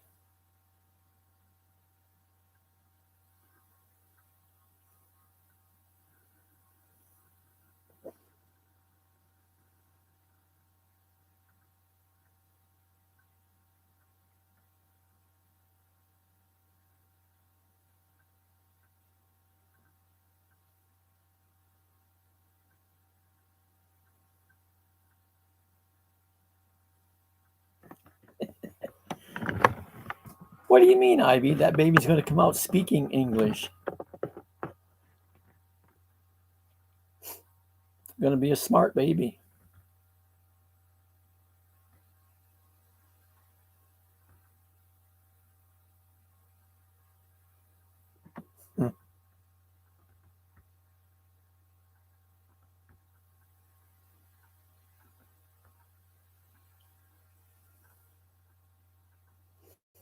Yeah, and the other thing they're fighting with over there too is, depending on where it is in the time of the year, is the heat.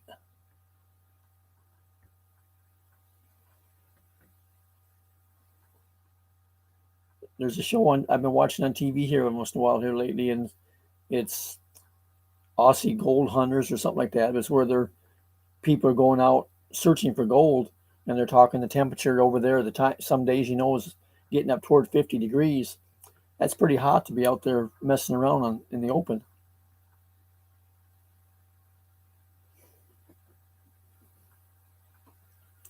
Yes, Ivy's having twins. She's having one boy, one girl.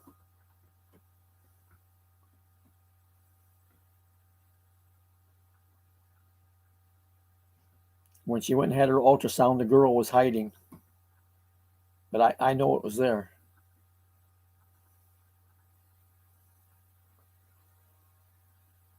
Samir, I told you if you quit drinking coffee, you'd be taller. You'd be 6 foot tall now.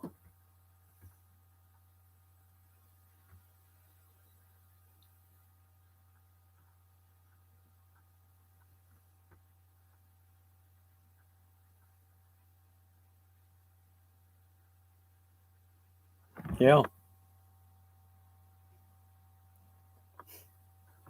Peter, they've got one snake over there. I don't know, it seemed like they just called it a brown snake or whatever.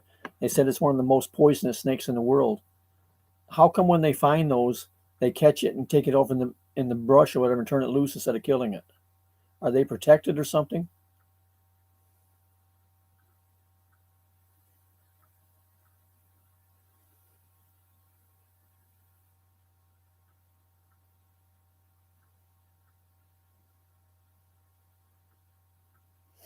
Well, I'm sorry, Ivy. We don't have nothing to eat except spicy chili and all them kind of things you can't have.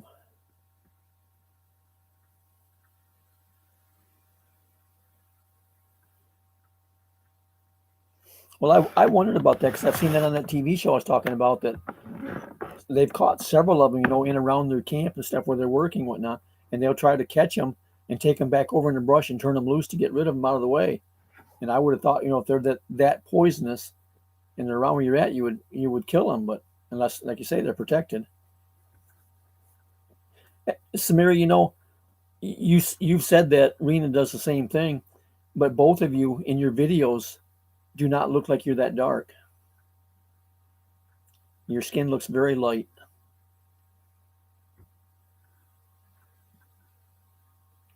Yeah, I know, Mike. That's what I told him a while ago when Ivy came in and says, "How short?" And I said, "Well, I was intending for less than an hour."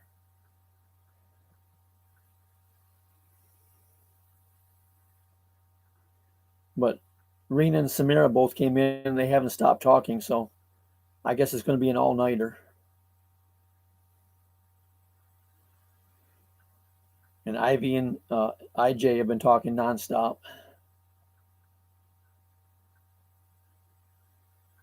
Peter and I can't get in 2 words edgewise here. The girls are just taking over.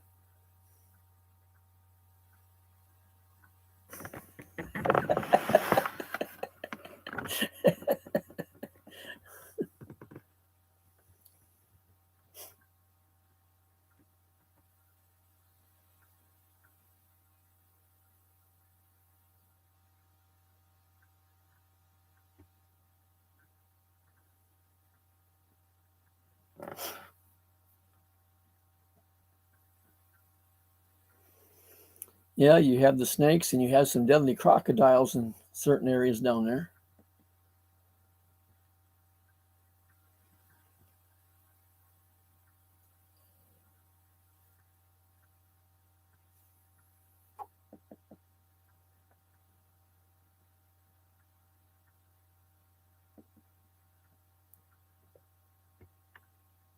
What's 5029, Ken?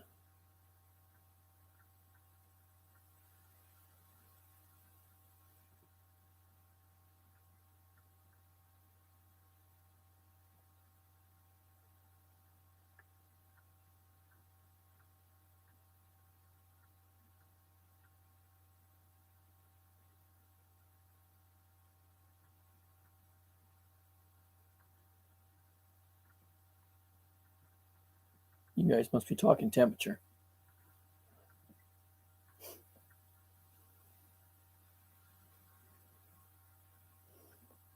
No, because they're. Oh, okay.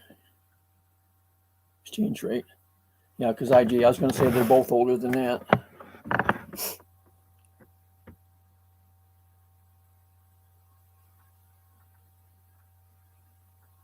Well, that's the way I look at it, Peter, about the animals like that. The same thing, when here in Florida, it's technically illegal to shoot a dog. But I look at it, that dog is, threatening family or whatever. There's no question about it.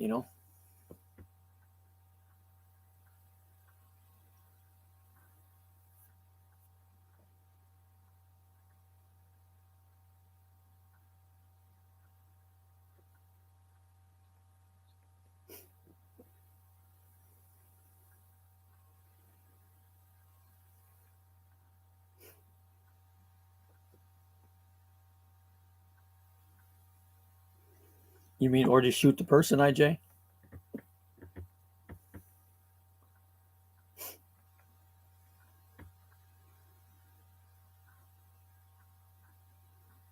Yeah. Well, in that case, I mean, I've always said that, like here, somebody comes in my house, they're going to carry him out.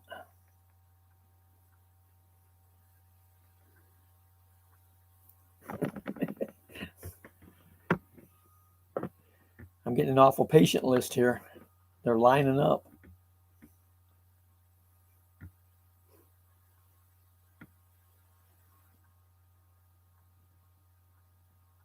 Yeah, because it wasn't too long back. The exchange rate was up to 52. I mean, you lose some with, Western Union or PayPal or however you send the stuff.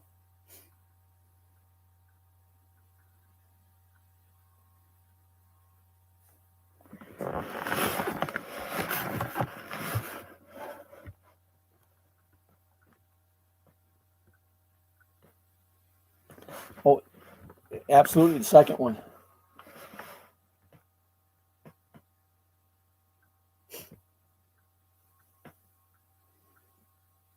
Peter, that's like when I used to work in corrections. I worked a lot of times out on the perimeter or out in the tower. And I used to have inmates ask me, because by Florida law, if an inmate attempts to escape, we're supposed to shoot them to disable. Well, most officers will tell you dead is disabled. But I used to get inmates would ask me and said, if they hit the fence, would I shoot them? I'd just laugh at them and say, no, it'd be a waste of a good bullet.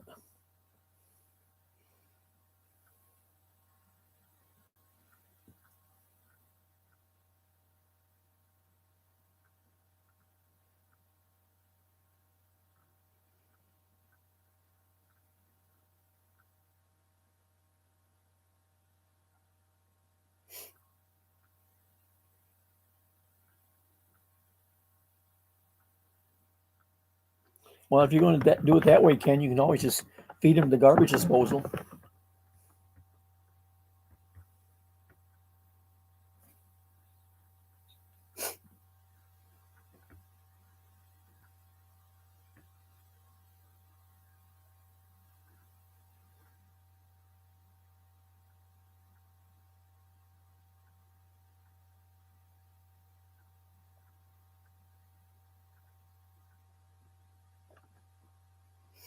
In the Philippines, they just feed them to the pigs.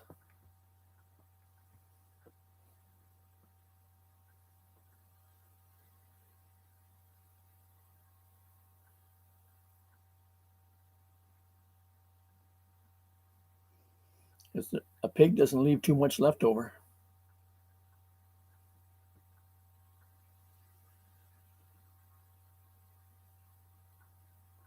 Yeah, but the sharks, you got to take them to the coast where most everybody in the Philippines, somewhere around, somebody's got pigs.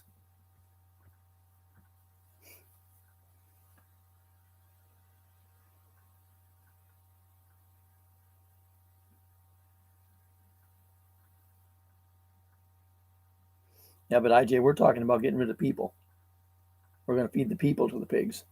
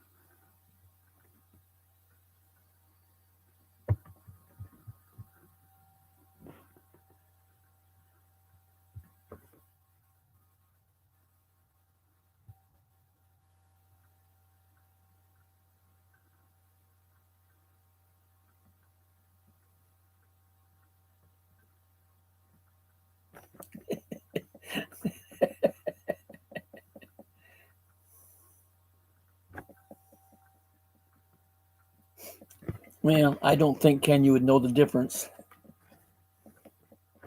Pigs pretty much eat anything you give them.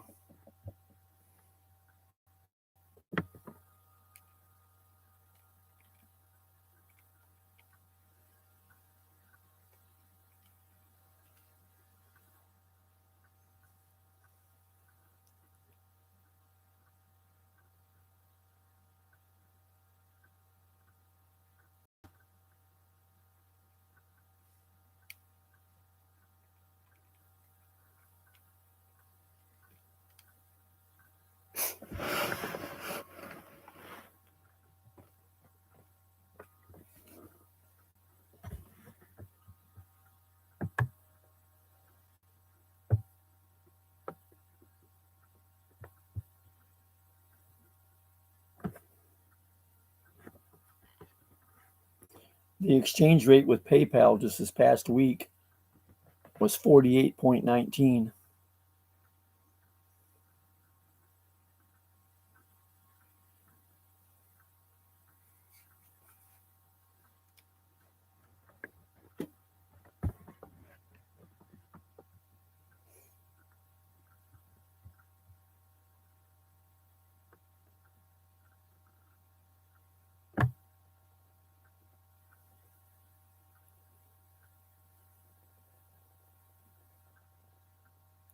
Peter, do you have any emus around where you're at?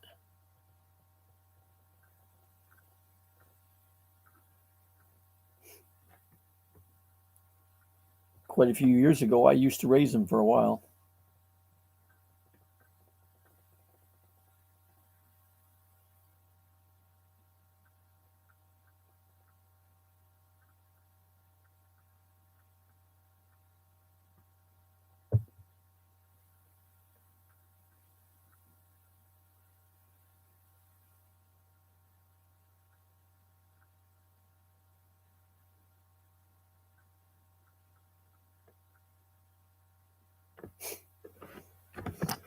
Well, that's the way the emus are.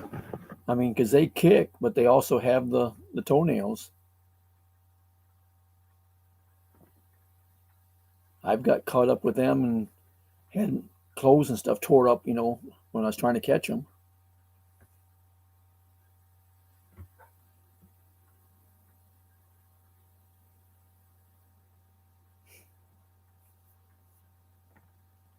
Now, the emus don't attack, but if you try to catch them, hang on to them and stuff, they will fight to get away. If you can get a hold of them and get their feet off the ground and don't let them touch anything, they'll kind of go limp. But if you, like when I was moving mine one time, I go in there and catch them. I get one arm around the breast and the other come right up between their legs and pick them up. That way, one leg is hanging, the other leg's up in the air like this, and they just kind of go limp and let you carry them. But as I walked out the gate of the pen, one leg touched the gate post, and then the fight was on. They're not native to Florida, IJ. They were some that I had originally bought a pair of them years back, and then started, raising them. I had to end up getting different ones because when I bought them, I ended up with two females, but I got a male and started breeding them that way and was raising them to sell. Emus originally are only from Australia.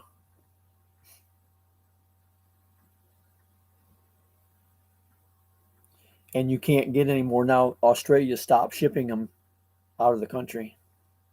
So the ones that are in the U.S. now is all that's going to be here.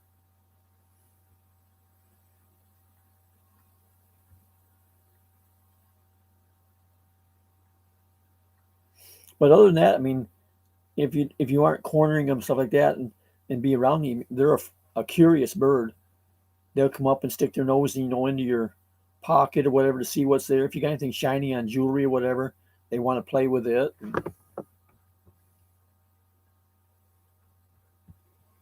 Now they might not do that in the wild, but those that are in captivity where they're being fed and taken care of all the time, like mine were.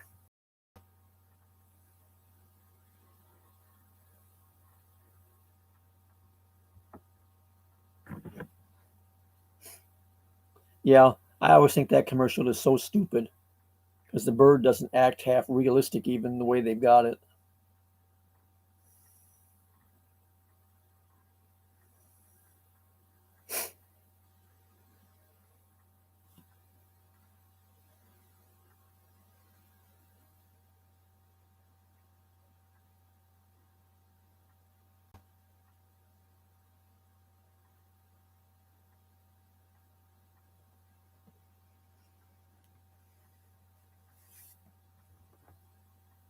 I had one for a while there that he would walk up to me and just lay his head on my shoulder.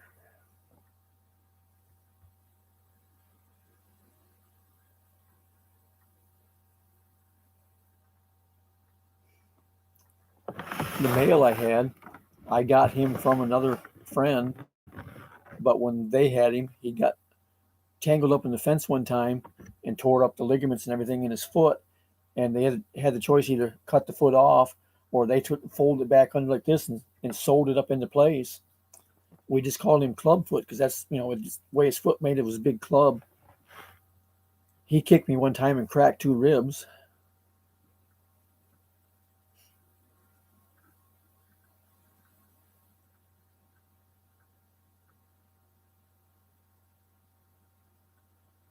No, because I had 7 foot fence, and if they get scared, they will run and jump that fence.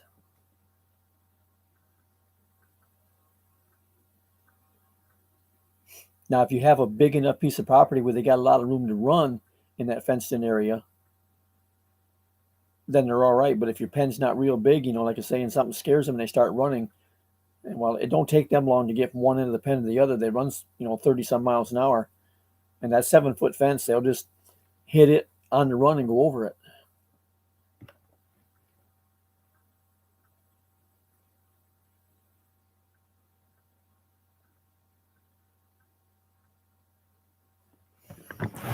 All of them that I had, IJ, I sold to other people that was wanting to get into raising them, breeding them, and stuff. Except for one, I had one female that just got mean, was tearing up fence, fighting with other birds and whatnot, and she went in the freezer.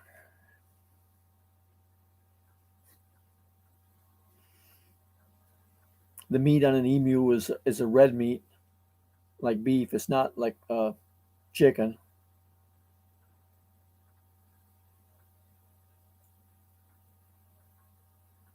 An adult emu will be 100, 120 pounds.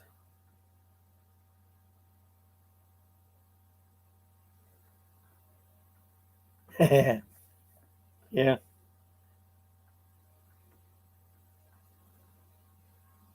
it's very good meat. It's also way lower in fat and cholesterol than uh, pork or chicken, either one. And while I was eating it, I lost a lot of weight that way and was trimmed down.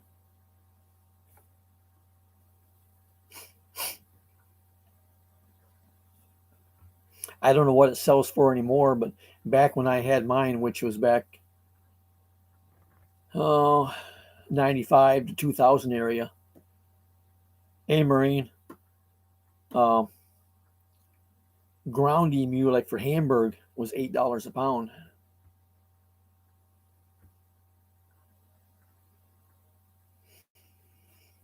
No, it's a red meat, Ken.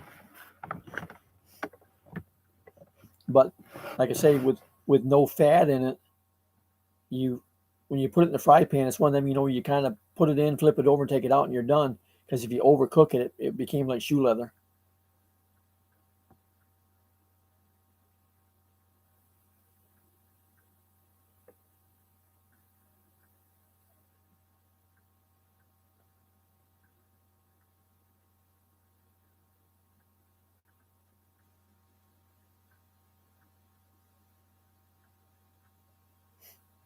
The guy that I got my mail from, the one I called Clubfoot, he also used to have ostriches. Now, an adult male ostrich will get up around 450 pounds.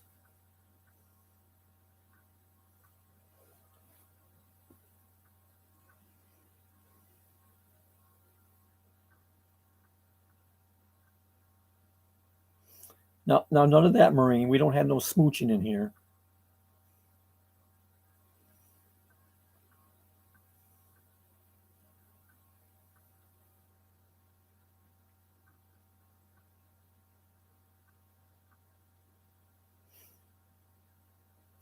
Yeah, it was very expensive, Peter. I mean, it was good meat, but it was expensive. The big problem they had here, Florida kind of lost out on the emu business because they never got any slaughterhouses.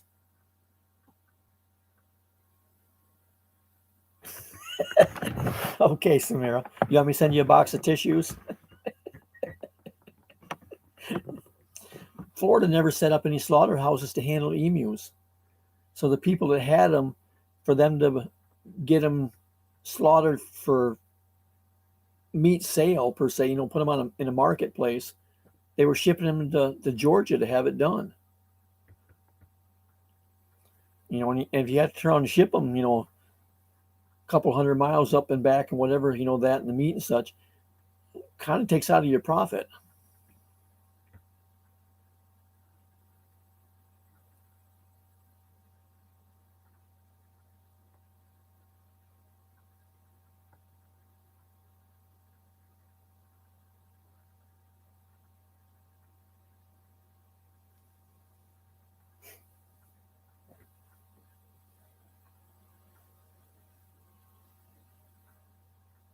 I had mine here while I was at my other house for quite a while, and then somebody turned me into code enforcement. I spent a year in court with the county over that, and finally gave up on it because I got the final settling on it was they give me 60 days to get them moved out of the area because they said we was zoned residential and they're considered an agricultural livestock.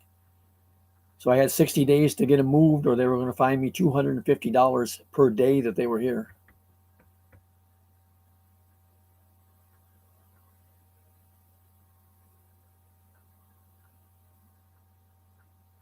No, I can't speak Spanish. I used to work with a guy that is from El Salvador, or is it no? Which one's in South America? Is it El Salvador or Ecuador? And his wife was from Mexico. So I picked up a few words while I was working with them, but not stuff I remember.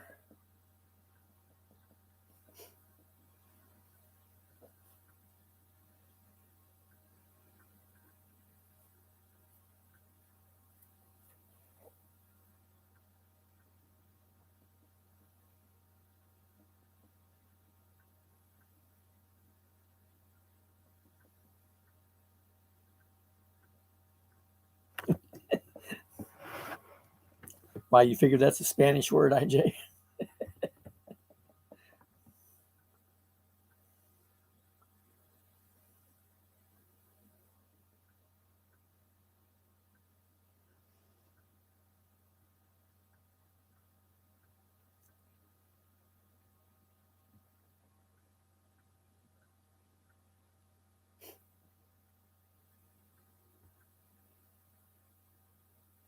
I like tacos if you get the soft shell. I don't care for the hard shell ones. That's why I go with the burritos.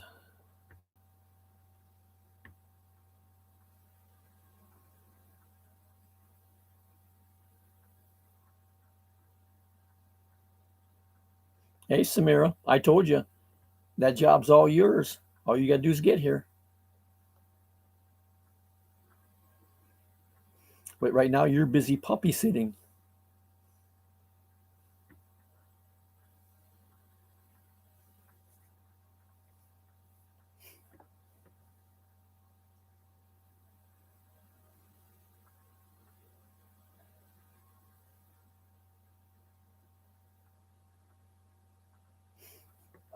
I buy the burrito shells at Walmart, and I get them that are about that big around. And then time I fill them up with everything that I make for them, one of them's a meal.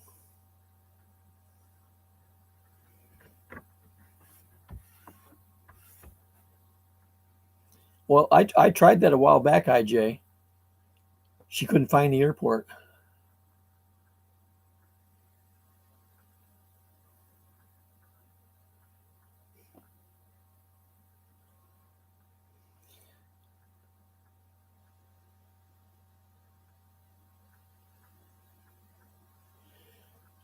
Ken, right now I've got 15 cats.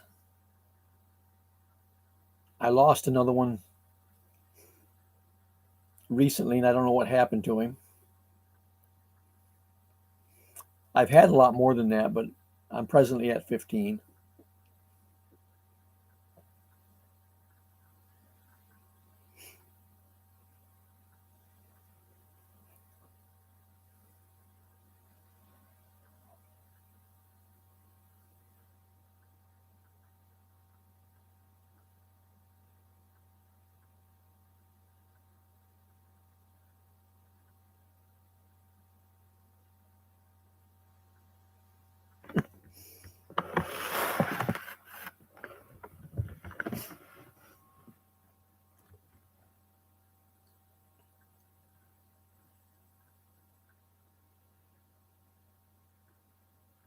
You know, the only one of mine that looks big and fat is my cat that's in the house there.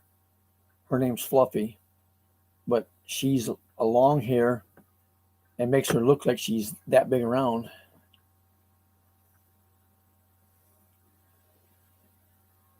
All of them I've got outside are short hair.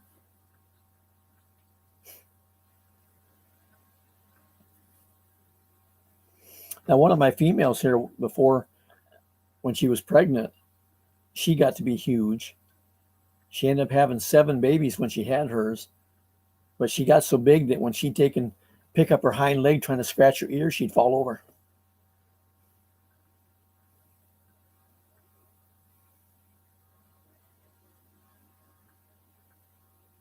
She looked like she was ready to explode.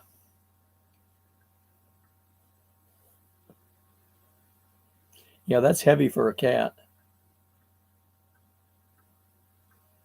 My male that I had to have put to sleep back in 2015, he used to weigh 16, 18 pounds or so. He was a big cat, but I mean, very short hair, so everything you saw was just cat. But when I had him put down because he had a bunch of problems with heart, thyroid, and a bunch of other stuff, the vet couldn't figure out what all was wrong with him. He dropped down to 6.5 pounds.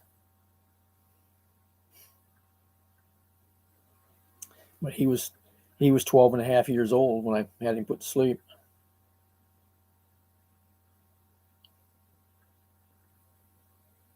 And Maureen, I told you before you had to behave. You never listen.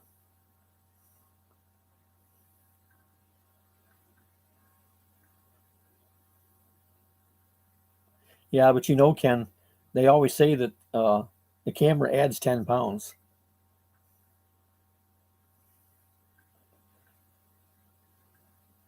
Yeah, that's getting up there for a cat. My oldest female, when I lost her, was 17 years old.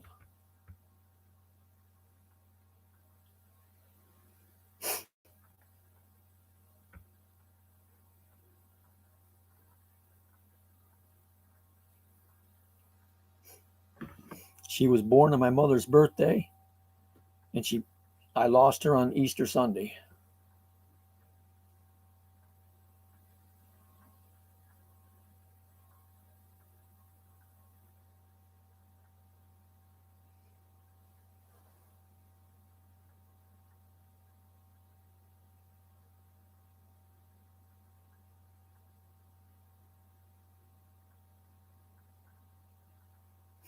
Well, the one I got in the house, she was an outside cat when I got her. She was a stray that came in.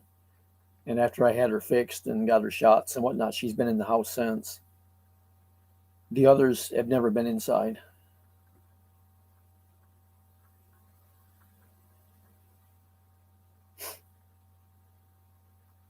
Marine, it's very difficult to transport animals that far on an aircraft. A lot of times they don't survive. Part of it's the condition of being down in the hold where they transport them at. And part of it too was the baggage handlers and whatnot that handle your stuff don't take good care of things. I mean, you can see that in your luggage, how some of it gets busted up and whatnot.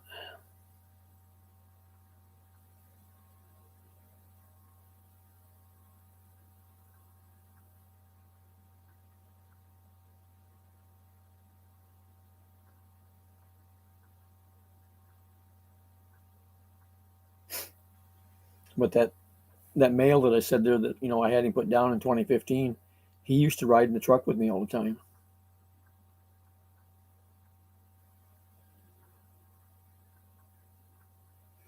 Biggest share of the time he did good. He'd crawl down on the floor behind the passenger seat and sleep, or be up somewhere in the back asleep, or crawl up and sit in the console beside me in the front, and wherever. But whenever I got someplace like up on US 17 up in Virginia, which is hilly, crooked road, he'd get car sick.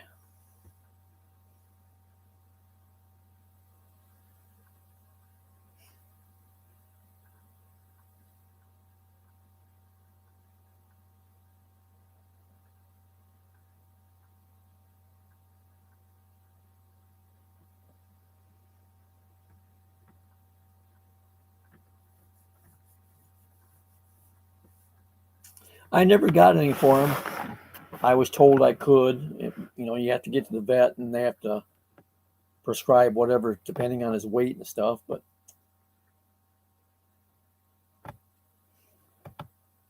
it's very difficult to get a cat to take a pill or something. A dog you can, but the cat will usually spit it back out. I would rather get whatever, and just get it, the needle and give them a shot. I can do that. I used to, when I had my emus, my other cats, my dogs, everything, I used to do all the rabies shots and the worm shots and all that stuff. The emus, I had to give them the shots for encephalitis that, they get from mosquito bites. I used to buy hypodermic needles by the box of 100.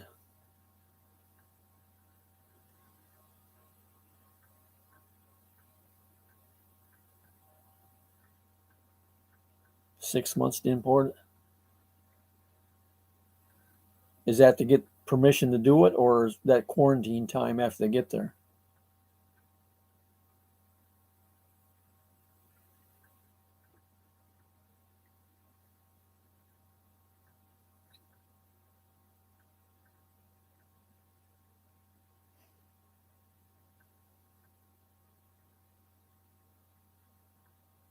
Okay.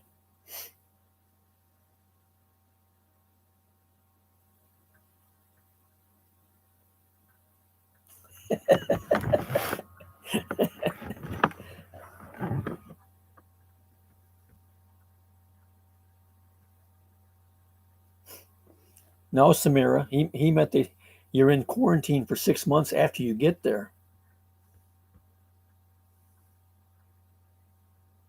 Like right now, most places you go, you have to be in quarantine for 2 weeks because of COVID. Well, the animals have to be in quarantine for 6 months.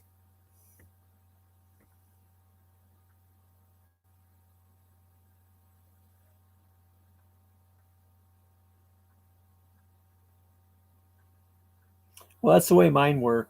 I mean, I took them in and got, the males and the females each fixed. Um, got rabies shots and whatnot that first go around. But after that, I always did my own. A couple times, if I had one that I questioned something where they were sick or however, then I would take it to the vet for that. But it costs too damn much to take animals to the vet all the time.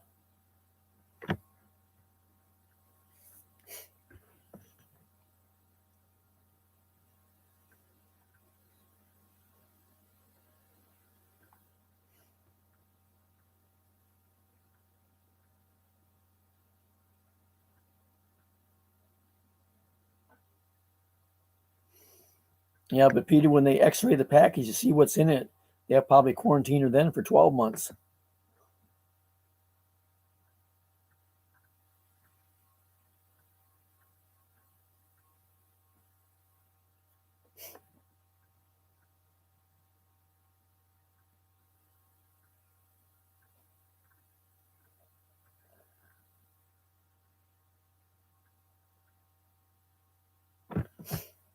And I think that's what I was doing when I got my ribs cracked that time by clubfoot, was giving shots.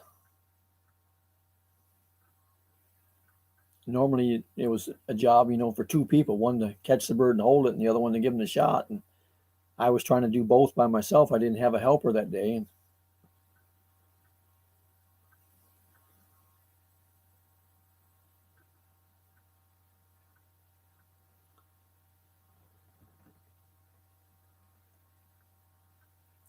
I just always hate asking people for help for things. No, that's what my one bird was that I was talking about before there, IJ. The one that got hurt where he got caught up in the fence and they sewed his foot up like this. That was the second choice instead of amputating the foot. Well, he kicked me with that, what we call the club, on his foot. That's how he cracked my two ribs.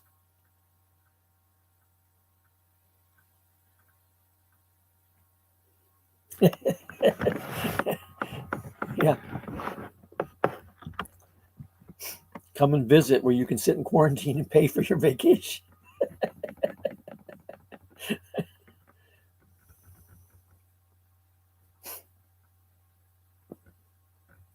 There's another Filipina. She used to have a YouTube channel and she got shut down with it, here a while back. I don't know what her violations were, but she got shut down twice. And the last time, once they shut her down, she lost both appeals trying to get it re-going.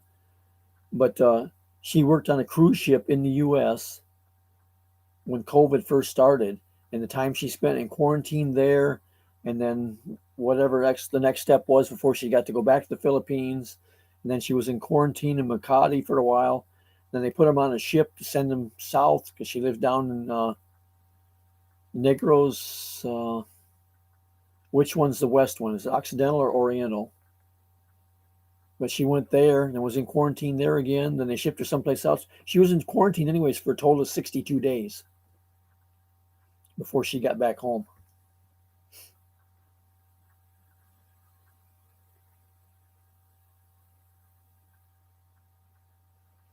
Only thing she was fortunate on, the cruise line paid for all of it for her.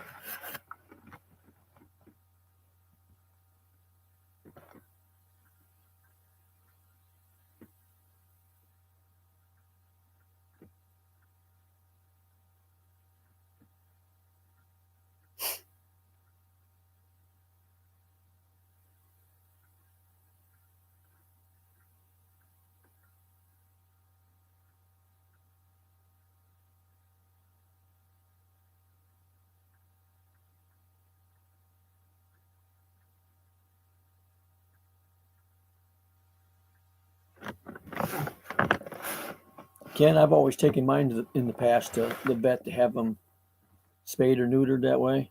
And then you pay, a good fee to have it done. Animal control was out here yesterday. They came to pick up a dog that has been hanging around here for the past couple of weeks, stray.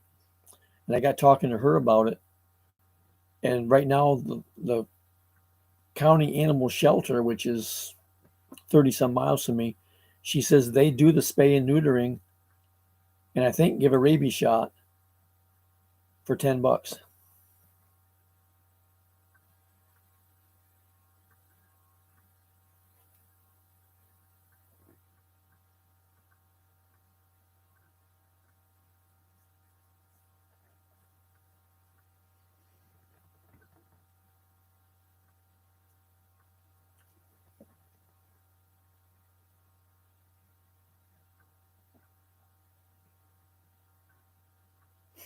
When I had some of mine done years ago, there used to be a place that I don't remember now exactly where it's at, somewhere I think in Connecticut.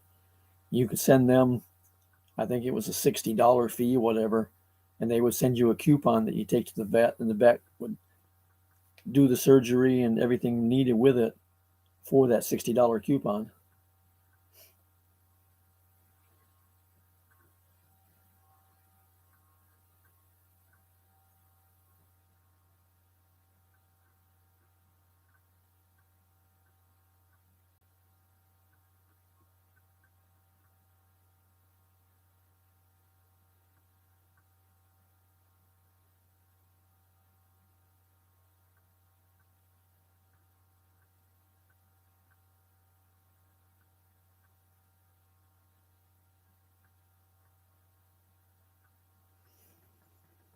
Yeah, there's a lot of that with the quarantine stuff and everything else they've done with it. I think they've kind of gone a little bit overboard on it.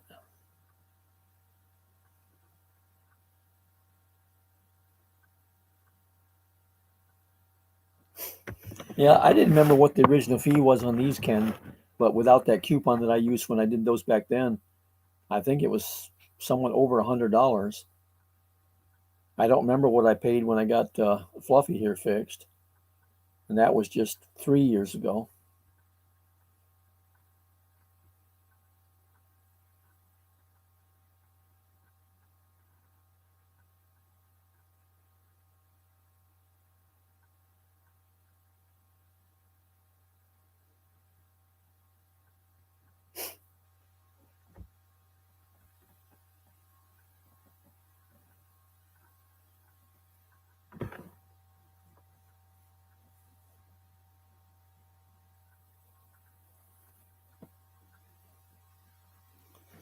But vets are kind of like, the doctors we go to.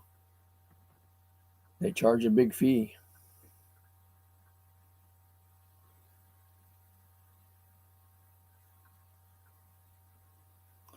Okay, go get you some rest. It was good talking with you again.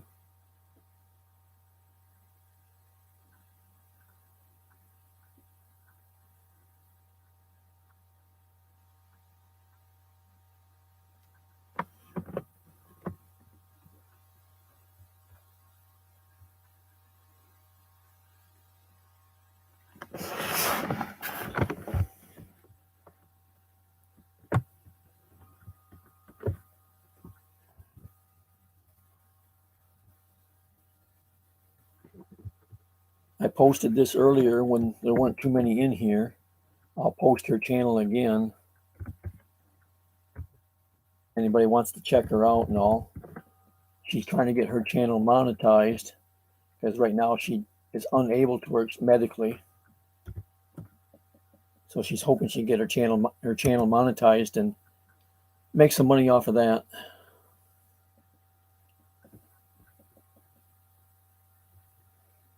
I don't remember what it was called that she has. IJ might remember what she said. She's located in Morocco.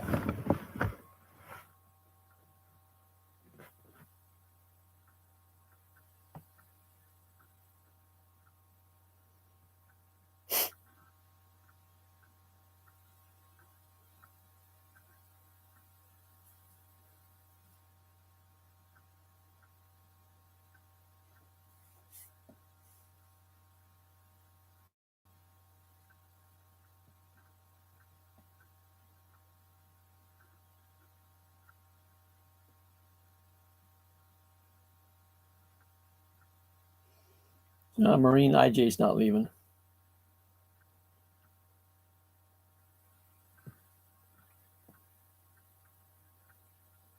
You're welcome. It's not doing much, but do what it can to help you. I'll twist a few arms and break a couple legs to get them to go to your channel.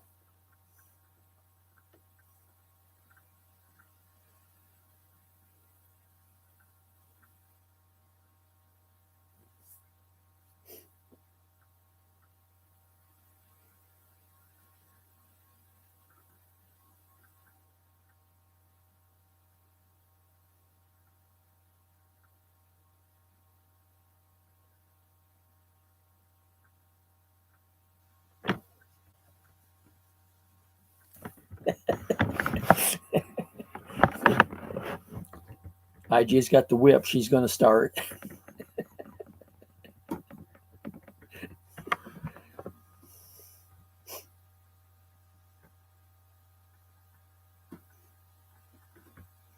She's mad at me tonight.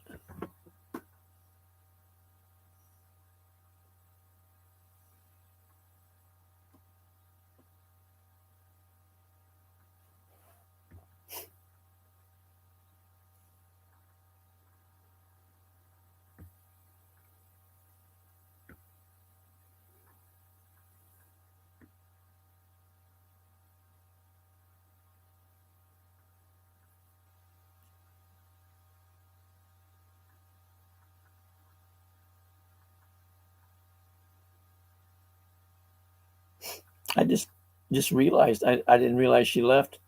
Ivy's not here either. I didn't see her leave.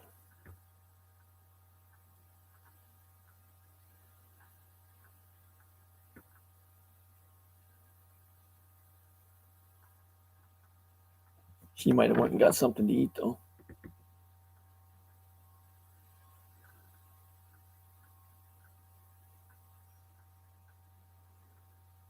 But it's only 11 a.m. there.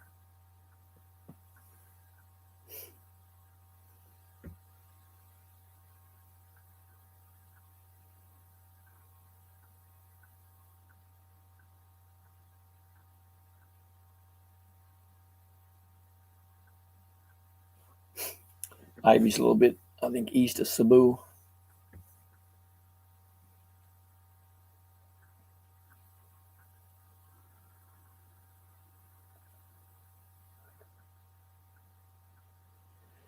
And then we got Maureen. She's the vice president of the Philippines.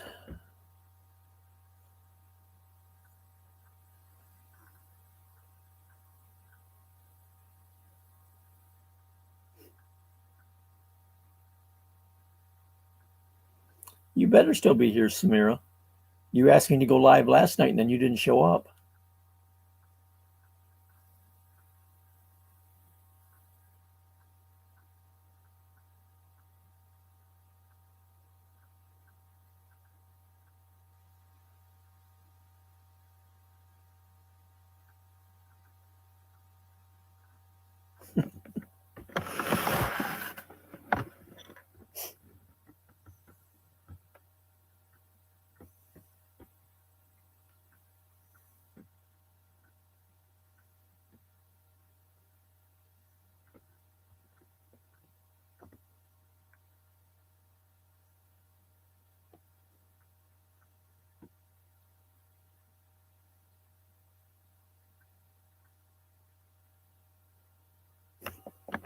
You're the princess, huh?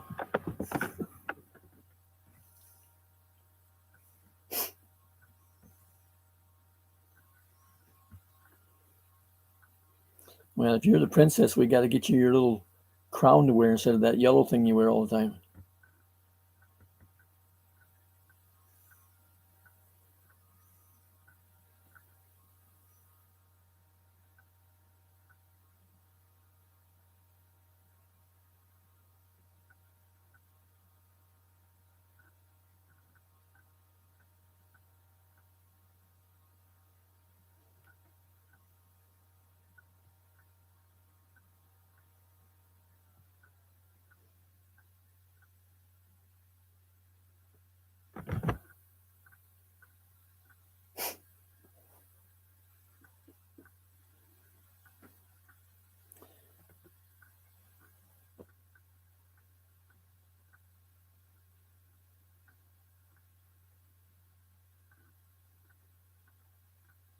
I definitely need to figure out how to do StreamYard.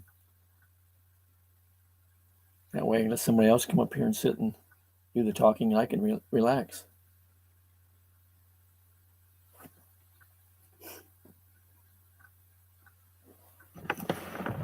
Okay, if I'm President Marine, borders are open, everybody's welcome.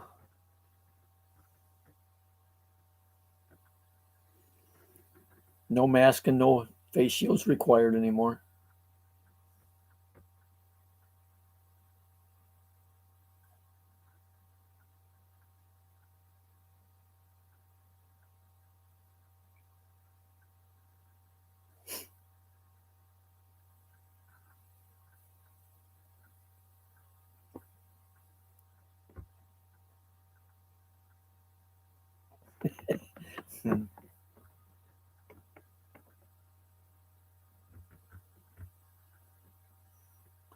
Yeah, we've been here 2.5 hours. I think everybody's getting tired. They quit talking.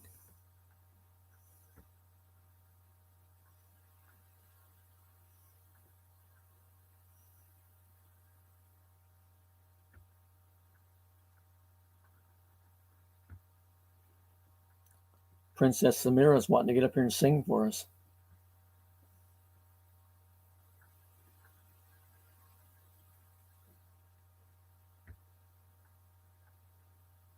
Midnight and you're cooking noodles?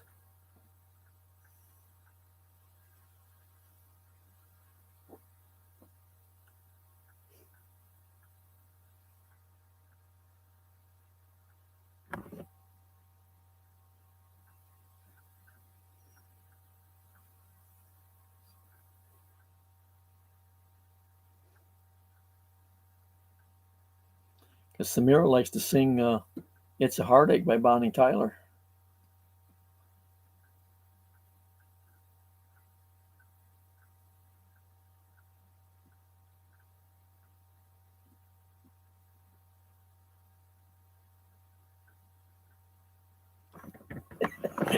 Okay, IJ. Well, you could have a candy bar. I'm sure you got more by now. Yeah, I know. That's what I said, Ken. And I've had a couple of them keep asking me about when they're going to get it, when I'm going to get it, on here like this.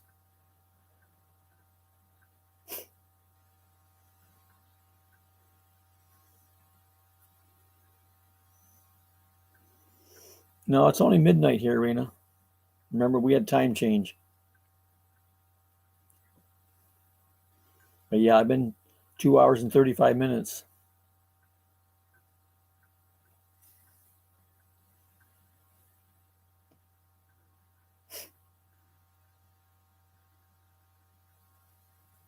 Well, I've only got 5 candy bars left.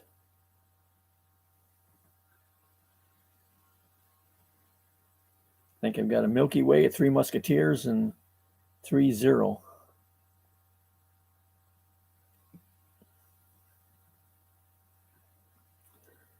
No, my Rena told me I had to go for 4.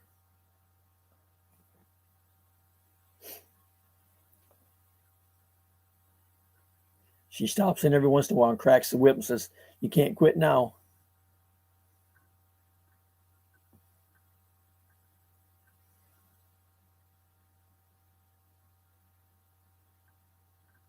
Yeah, that's my favorite too, Ken.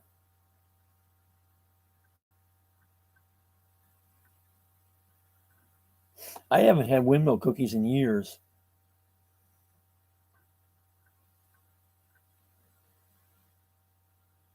Don't they have sliced almonds in them?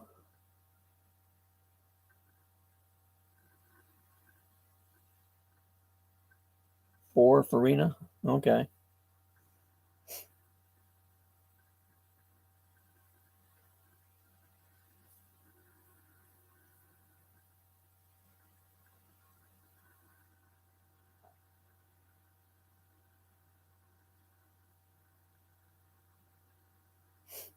Yeah, Mom used to buy them all the time. I haven't had any of them in years.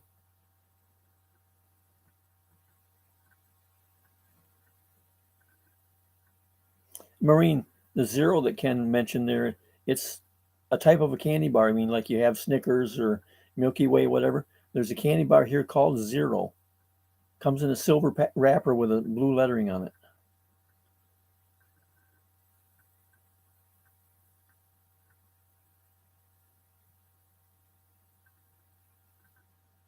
Dried fish again.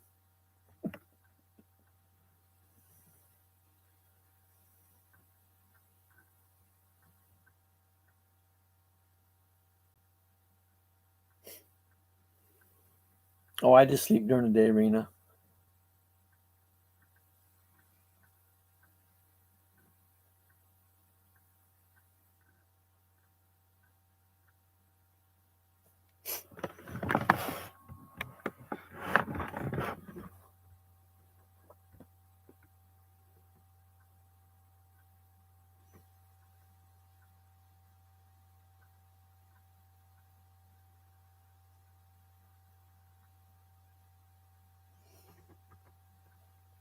And what is that, Rena? Never heard of it.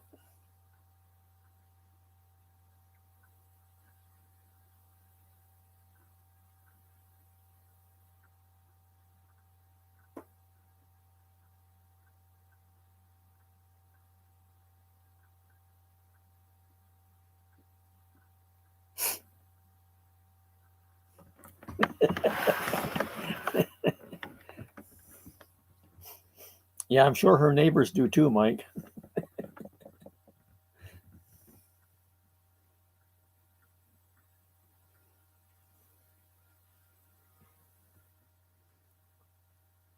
fact, I'll bet her neighbors every time she does that are saying, "Boy, I'll be glad when she goes to Ohio."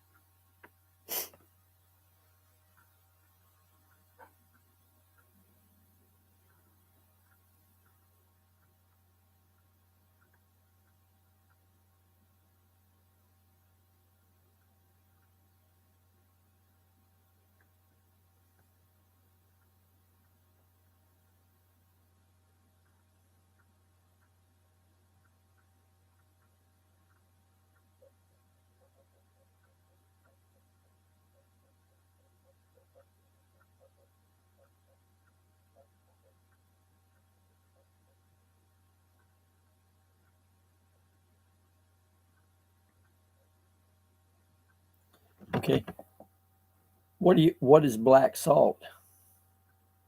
I thought salt was white, other than occasionally they got something now they call pink salt, but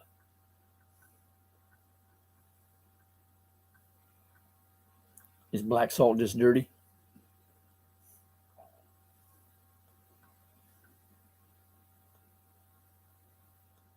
Oh, black pepper, okay.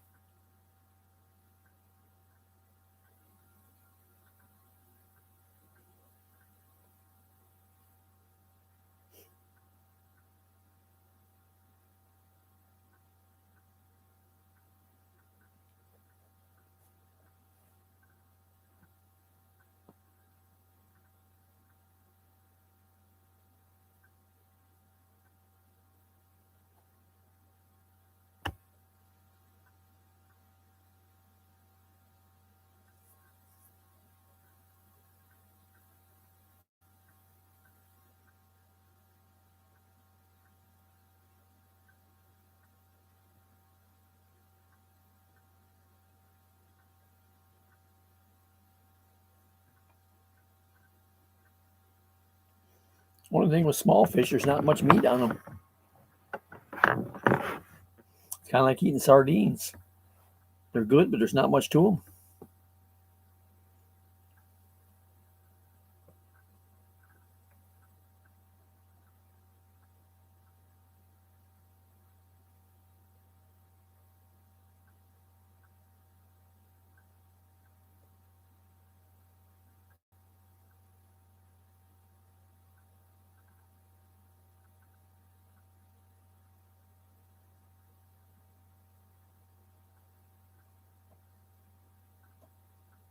Samira must have went and got something to eat too.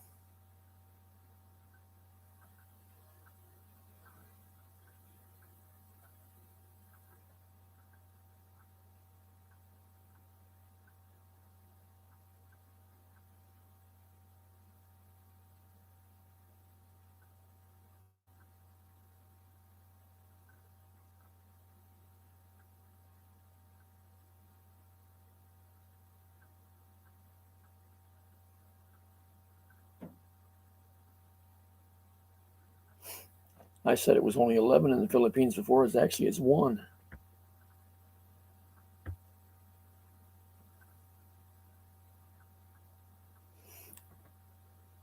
Rena, 3 or 4 in the afternoon is usually the time I get around to eat my lunch.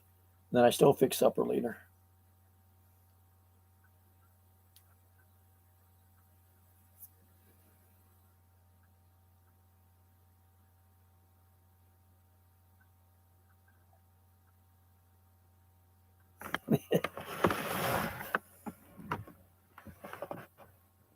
Yeah, when you have rice for every meal, you can kind of call it whatever you want: lunch, supper, breakfast.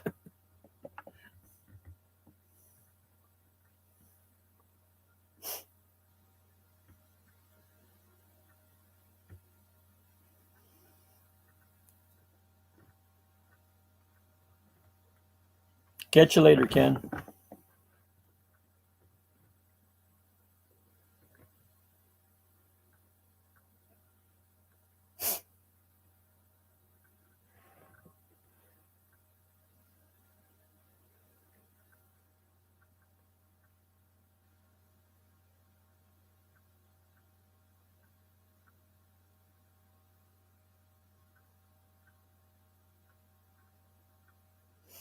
Yeah, that's the way I'm getting, IJ. I still got to go out and take care of the kitties yet, too.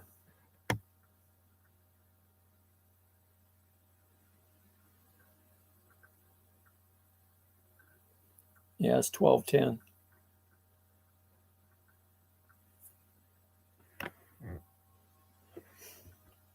Still 68 outside tonight. This weekend, it was down to 47 here.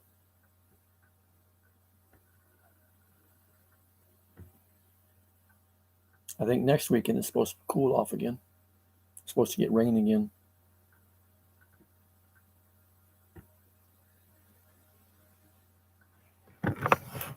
Well, I don't feed them anything particular times. I go out in the morning and fill their dishes up. Later in the day, I usually have to add food to it. But then I usually go out every night between 11 and 11:30 and put their dishes away, so I'm not feeding the possums and raccoons and whatever.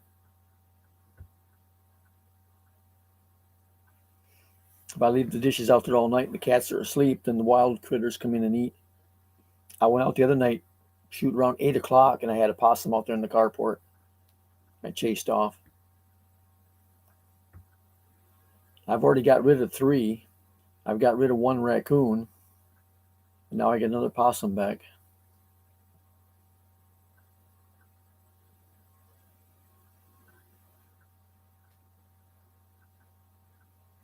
And it costs me too much to feed the cats without feeding the wildlife.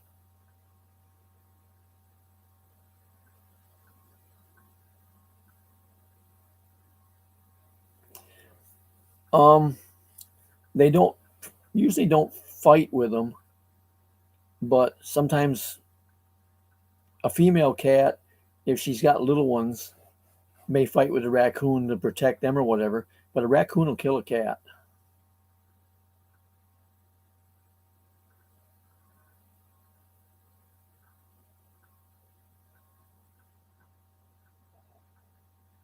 And my silly cats out there, like when the possum comes and gets in the dish, they just sit back and watch.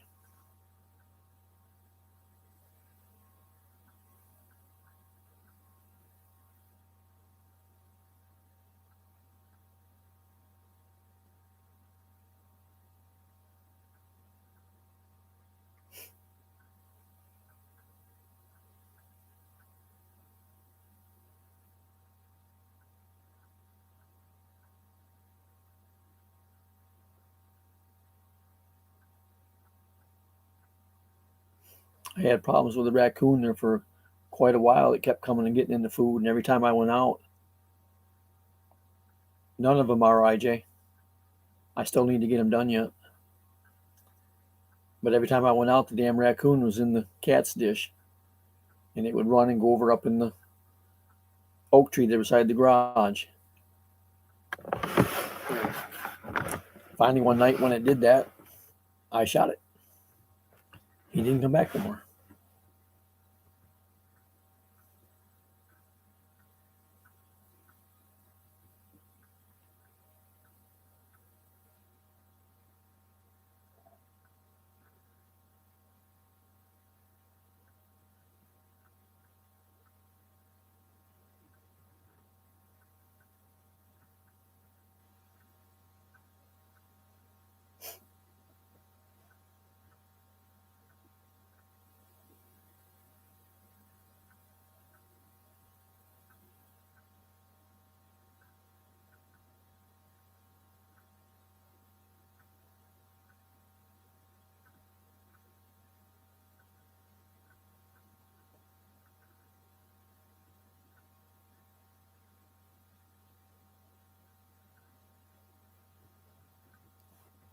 But that's where I was saying there before that I heard that the county animal shelter has got a program where they will fix them and I think also give rabies shot for $10. I need to call them to find out the specifics what I need to do.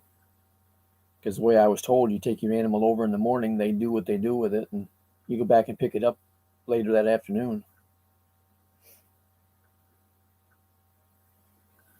And that would save me, taking it to the vet and having it done for, I don't know, 100, 100 and a half. And a rabies shot at the vets is usually, I think, around $8 in itself. When I used to do my own, I would buy the 10-shot vial of it, like you see the doctors, when they get medicine out for a shot or the COVID test, whatever. And then I bought my syringes in a box of 100. It would cost me a little less, I think, than $2 per animal to give them a rabies shot.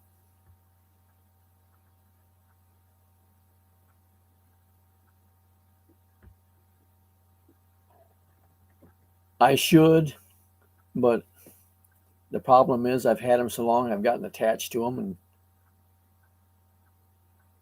can't get myself to do it, which is another reason why I need to get them fixed so I don't end up with more.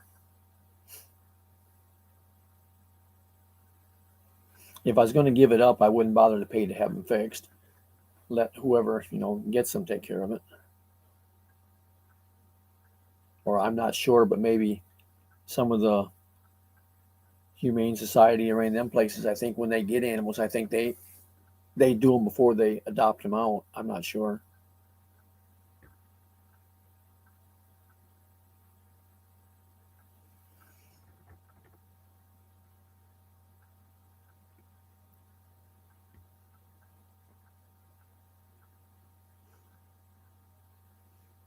But it's just, I spent too much time playing around with them and stuff, and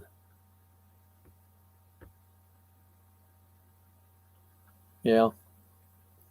And that's too bad, if you can't get your insurance to cover stuff like that.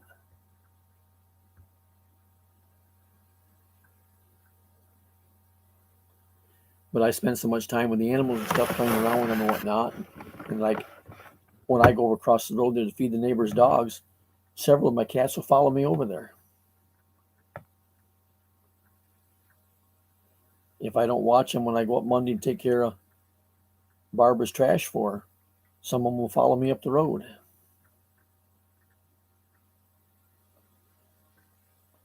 So what I try to do with that is I go out Monday morning and feed them. And then while they're all busy eating, then I run up and do her trash.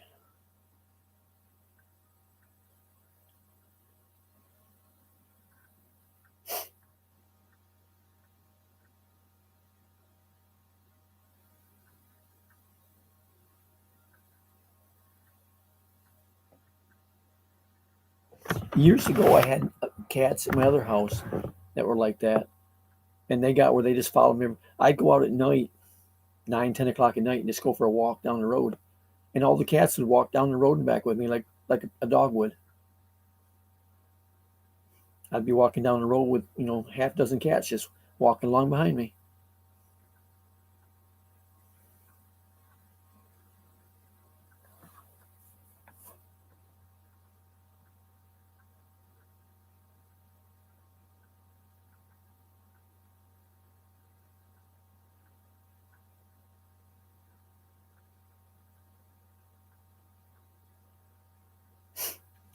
But I've just kind of always been that way with animals. Um, Being they got the dogs across the road, there was another dog came in stray here a couple weeks ago. I kind of, I'm kind of guessing that somebody just dropped it off, but I don't know. But it just hung out here, and it got, it was over there with their dogs, and it was eating with them, and half the time it was in the doghouse sleeping with them and whatever. But nobody else could get near it. And when I'd go over there and take care of them and stuff, it would shy away from me at first, but it wasn't long before I got where, when I walked by, it would just sit there and let me pet him and whatnot. Um, Somehow it got hurt here 2 days ago. It was limping on one front leg, and then one back leg was a little bit swelled up. So I don't know whether it got tied up in the chain on the other dogs over there, and they ran, and wrapped around the legs or whatever happened. But it laid out here in the road, a lot yesterday. And the other neighbor here beside me, she called animal control, told them because it was hurt, but didn't know if they was going to be able to catch it. And the animal control came out and figured, time she got here, it would take off and it wouldn't be there. Well, I met her up the road and talked to her. I said, well, I can go up, pick up, or go up, to the dog for you. So I walked down and started petting him, and while she drove up with her truck, And then she got everything ready, and I just picked him up and put him in one of the cages there in her truck for her. I have a fence around my yard, yes, but where the gates close together, there's enough space between them that the smaller cats can squeeze between the gates. My big male is too big to get through, and he climbs over the fence.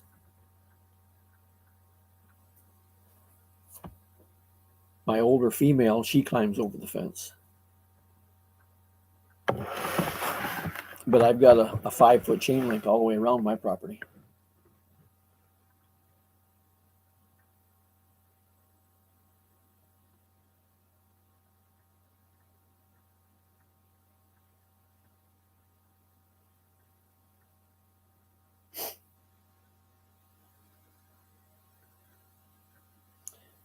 Rena says it's supposed to rain there soon.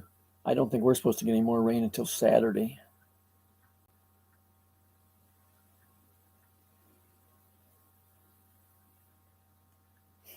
We got enough last weekend. It made the whole weekend miserable.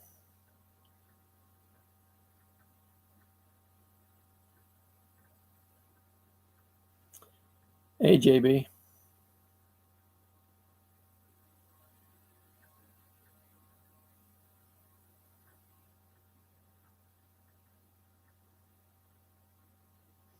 Yeah, I originally said I was going to make this a short one. Figured it was going to be less than an hour. I'm almost 3 hours.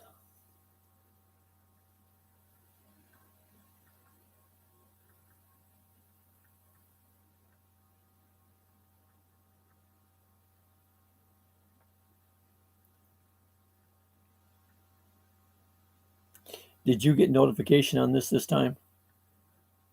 Because I've had several others say they didn't.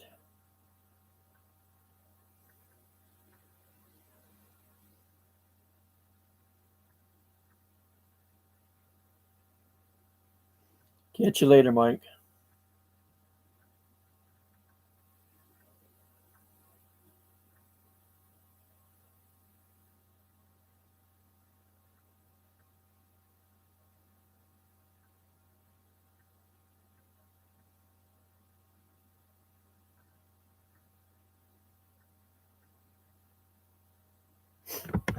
Like Amore never came in tonight. Normally she's been at the last few.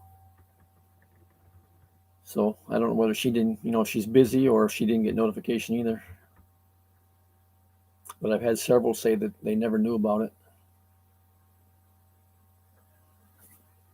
And that's how I miss so many of them. Time I see the notification is after it's over with.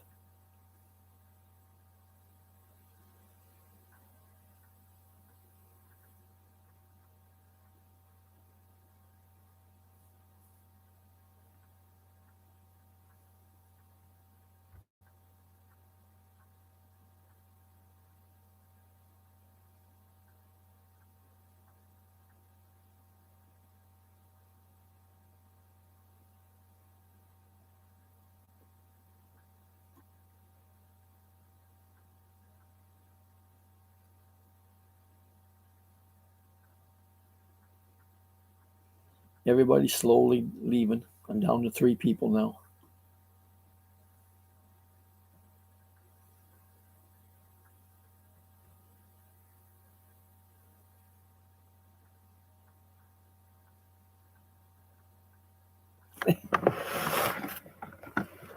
I was at one the other night, and there was, I think, over 100 people there. And they kept mentioning that throughout the night there, that how they had so many devoted people, and they had 90 devoted people or whatever still sitting watching it. And it was, 2 o'clock in the morning or whatever, their time. And I says, there's that many here, but there's not that many watching. Most of them are asleep.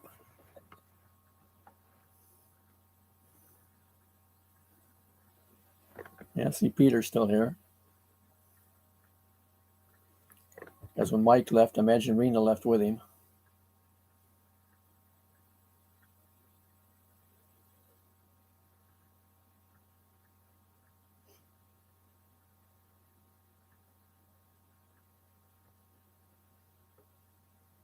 I knew what you meant, JB. And, when I was agreeing with you. But It's just habit with me that I'm usually always not necessarily, doing this, because usually I do my live stream earlier so that I'm off of here before 11. But I watch YouTube videos and stuff or something on TV. I've got back to watching some of the old Westerns on the YouTube videos again. You don't hardly find a good Western on TV anymore.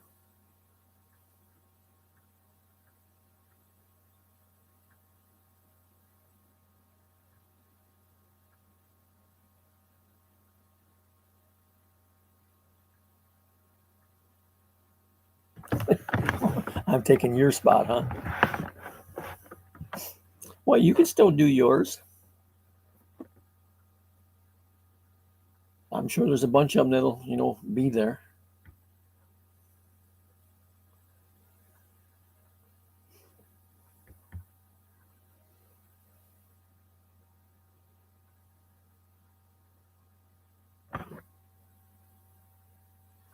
Yeah, she's just checking out the competition. Oh, well, that's all he's talking about. Well, I can do better than that.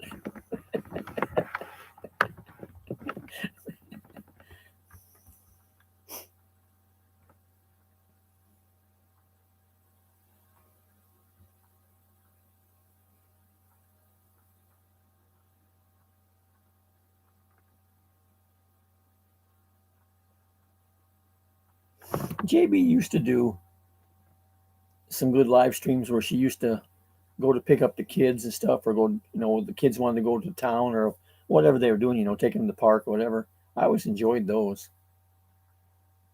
It was just, where she got out around and you got to see parts of Hong Kong that way.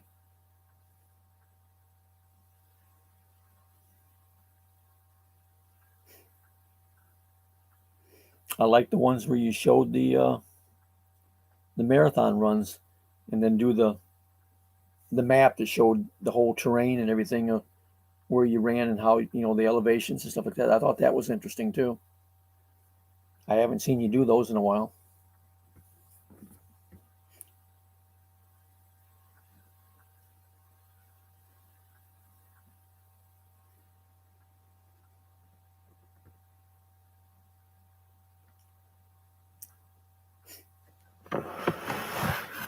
I haven't got a chance to look at yours yet. I like the ones there that Amor does that are like yours, where you're in the tunnels and stuff.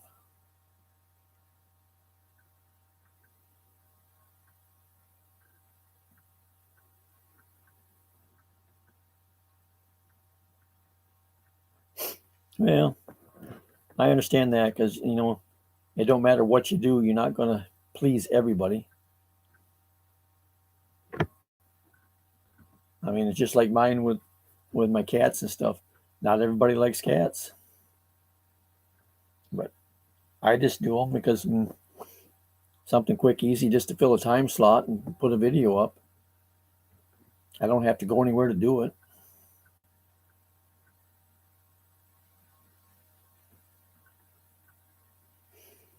And then, like here a week ago or whenever it was, I did that one where I walked down the lake, just something different.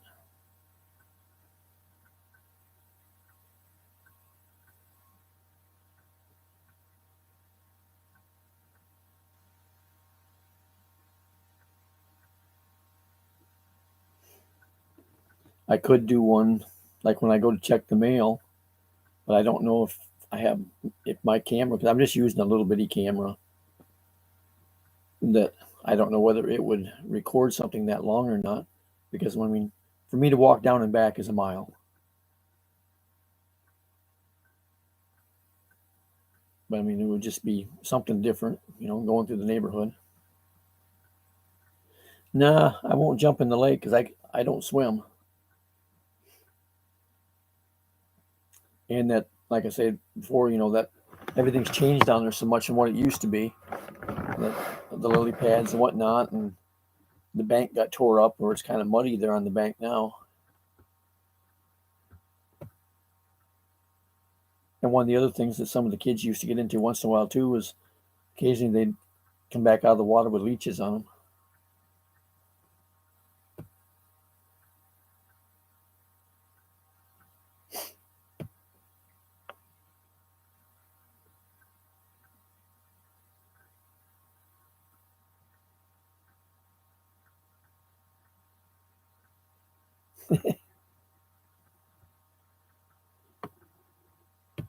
Leeches, they're a little slimy thing, kind of like a snail without a shell, and they're bloodsuckers.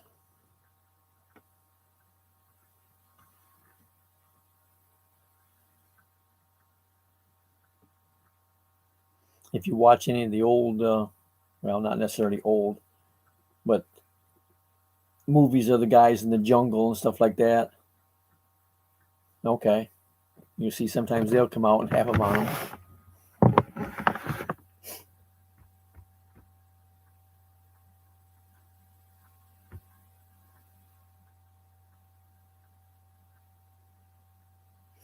And that's why I say the water's just not like it used to be, because there used to be couple people around the lake there that had small boats that would go out and run around, and there were some people down here in the back corner that had jet skis, and they would go out and run around. That kept the water churned up, and you didn't have the lily pads as like what's there now, and people used to take care of the lake and keep the brush and stuff cleaned around it.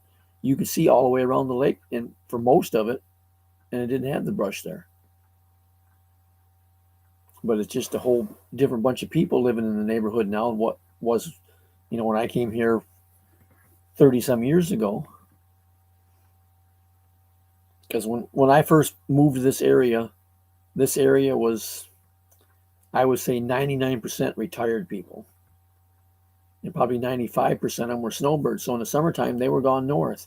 There wasn't hardly anybody here. But as they've gotten up in years and either can't travel back and forth anymore, so they stay up north where their kids are or whatever, and sold their place down here, or they passed away and the kids didn't want the place. There's a lot of young people have moved in now, and the neighborhood's just changed so much. And then with that came the drugs and the thieves and whatnot. We're out away from town, and they figure they can come here and hide and live off everybody else.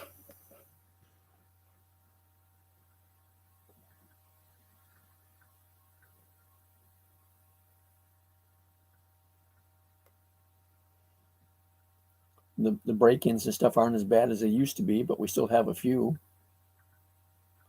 When scrap prices were real high before, especially copper, anything around that wasn't nailed down, they would steal it.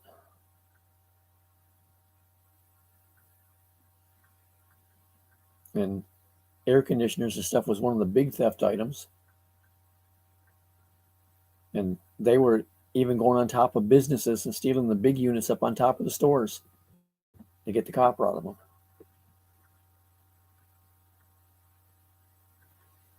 I've always said if the thieves worked half as hard at a normal job as they do to steal stuff, they'd be rich.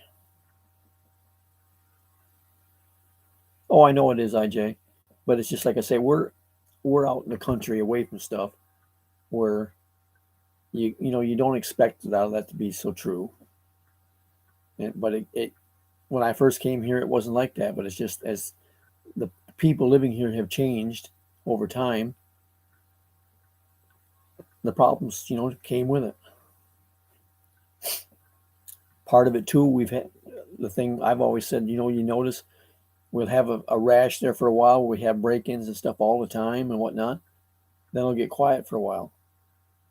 Then a new group of kids grow up and they start. I mean, the ones that were doing it before, became adults and moved on or whatever.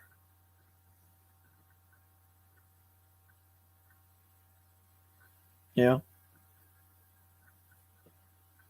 Well, that's why I said before, they're like with the hurricanes and stuff down here. They'll tell you have to evacuate. I have never left for a hurricane since I've lived here. Couple reasons. One, the thieves don't have no place to go. Most of them don't have no way to go anywhere. So they're going to stay. If you take and leave, then that leaves your house sitting there empty for them to find out, what you got in it. The other thing is if you have storm damage, if you're here, you can try to do something to cover it up, fix it, or whatever to protect your stuff. Where if you're gone, the officials don't let you come back in the area until after the storm's over with and they get the roads cleaned up and the electric wires are picked up and whatnot, where they say it is now safe to come back.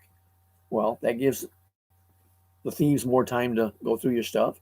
That also, if you've got damage to your house, it's sitting there open, exposed to the weather that much longer. and you're going to lose more stuff.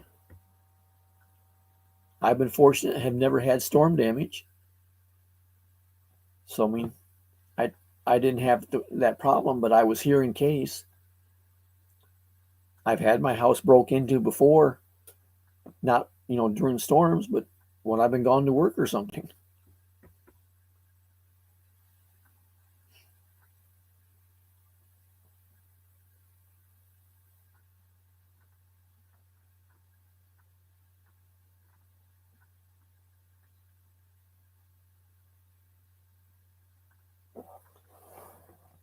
But like I say, we had that bunch, and they just go at it for a while, and they kind of like they grow up and then move away, and the next group is they come in, they start doing the same thing until they grow up and move on.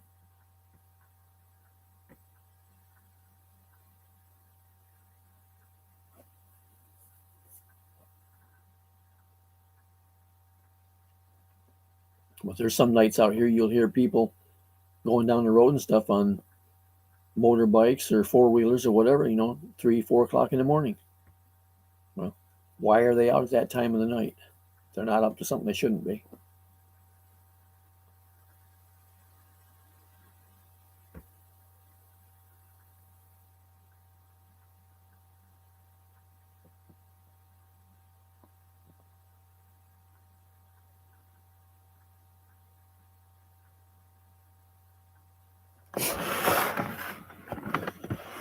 Well, I had another house that I was building here several years back, and I ended up selling it before I got it finished.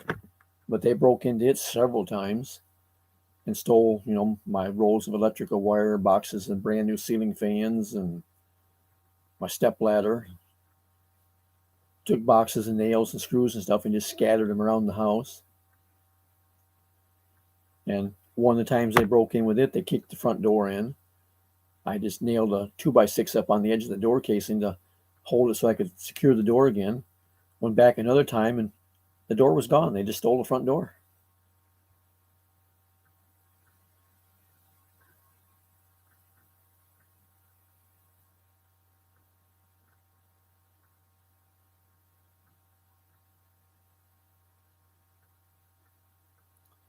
Well, he's lucky that's all he got, because I wouldn't just do that. I would shoot him where they, like I said, where they would carry him out.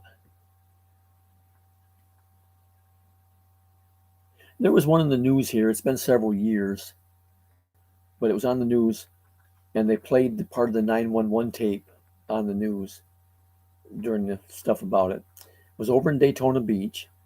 Elderly woman lived alone. She called 911, said somebody was trying to break in her front door.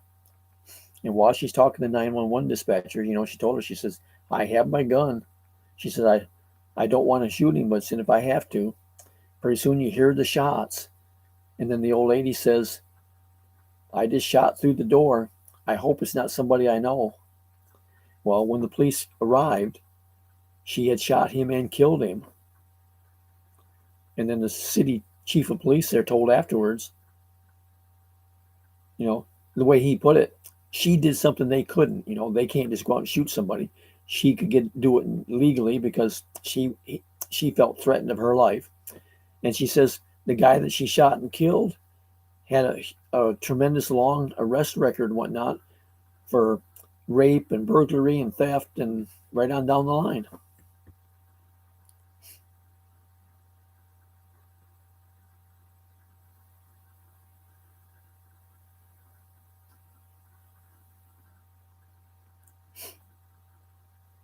But that stuff happens all the time.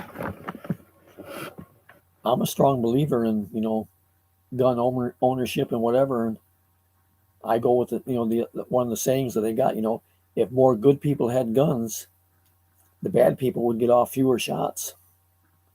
Because you hear all the time about these people, they get guns and go to, like the shootings at the schools or the malls or wherever. There was another one that was in the news quite a long time back when they were having these different shootings in, different places like that.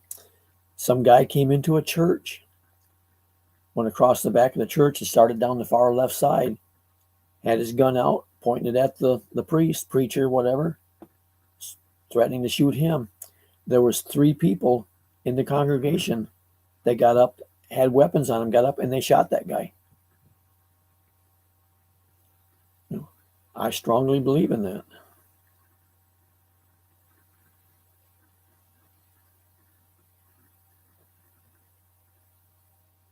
They talked about the idea of letting school teachers carry weapons. That's back and forth on that because of being around all the kids and stuff.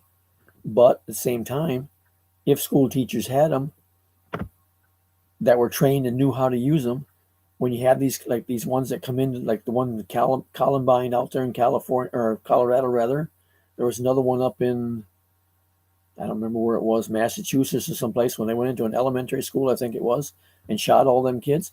If a teacher had a weapon, there's more of a chance they're going to stop that stuff.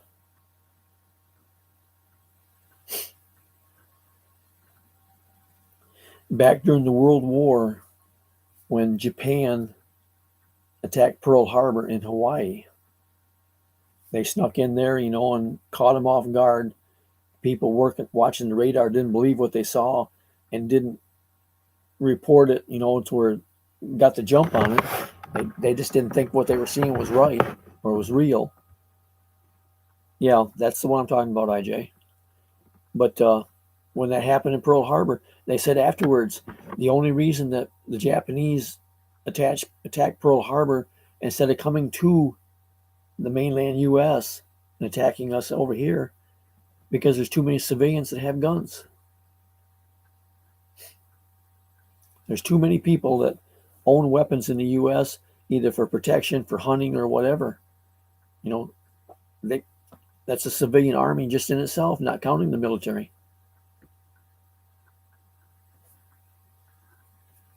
But that was supposed to have been the reason why Japan didn't come over here and attack, mainland U.S. They were afraid to.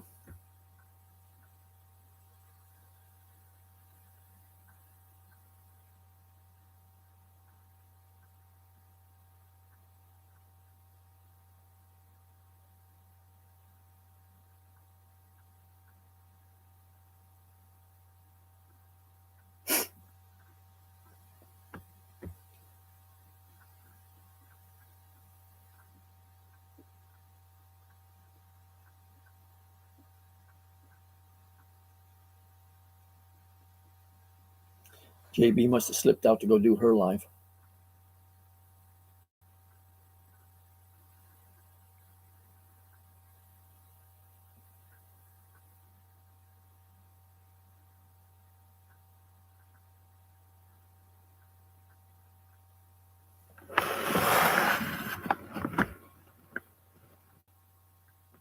Well, yeah, that's the bad part too, because a lot of them that do that stuff don't have the training to prevent the accidents that that can occur that way. I used to have a young guy that lived next to me down here. He was there with his girlfriend, and that was her mother's place. But he went through the stuff to. Okay, Peter, catch you later. He went through the stuff to get his license to work security. And it kind of went to his head, and he used to go out here and sit in the yard down there with a 9mm and shoot at a target. And I made a comment to him about it. I says, the direction you're shooting is coming across, toward the back of my yard and my neighbor's yard next to me here where there's little kids playing. He said, oh, it's okay. I'm using the tree for a backstop. And I just, told him, I says, you're sure you're that good of a shot that small tree is going to catch anything that misses your target? Most people are not that good of a shot unless they've got a lot of training, that they need a whole lot more than a small tree to catch their misses.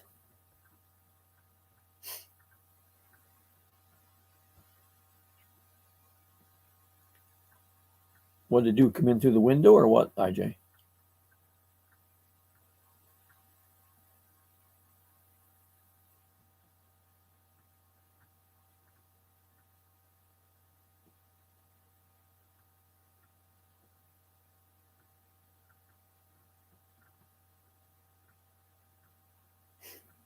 Hey, Warren.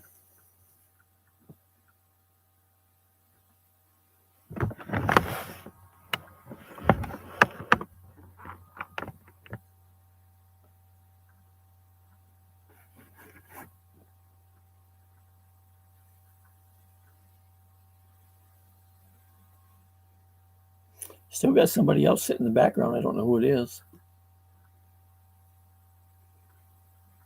Peter was in the background before, but he just said he left.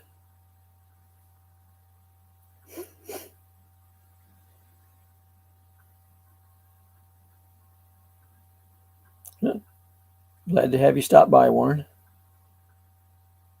We've just been rambling on about a little bit of everything tonight. Nothing in particular.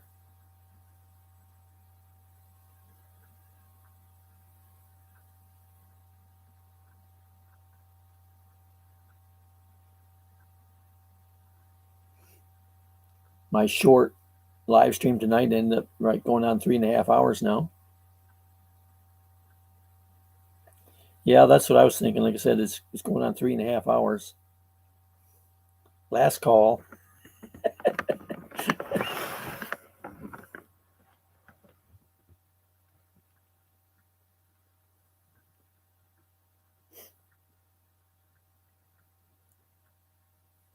I have to close up, kick the customers out, and then wash all the bar glasses.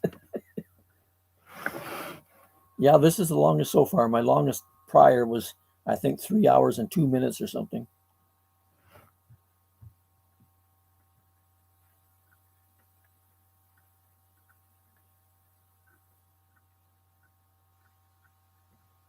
Let's see.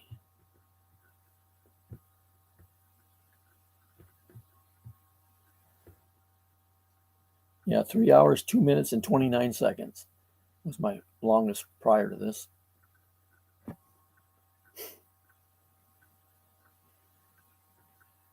Yeah, and see, idea. That's what I say. Um, no set topics. I mean, a lot of people put, the topic. Well, you can only talk about something for just so long, unless you keep getting new people coming in.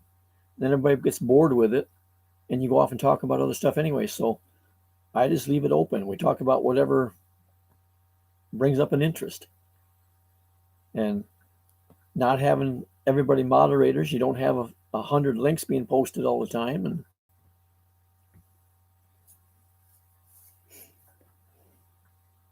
and the other thing too was we really didn't have a lot of. We had a few there for a little bit, emojis, but for the most part, we didn't even have a lot of those. Nobody got mad. Nobody argued.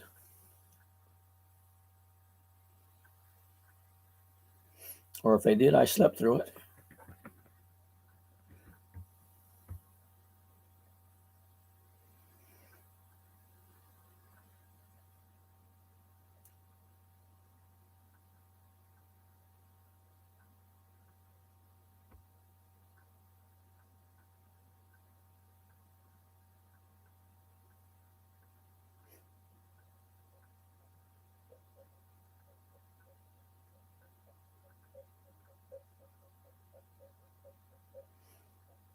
I said there was one person in the background, but as soon as I said that, they left.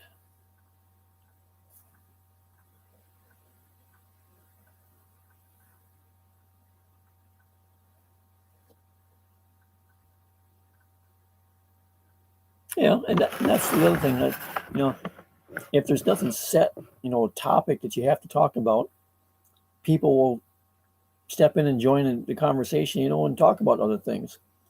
But if you've only got, a topic that everybody has talked about, not everybody's interested in it, or in some cases, they don't know nothing about it.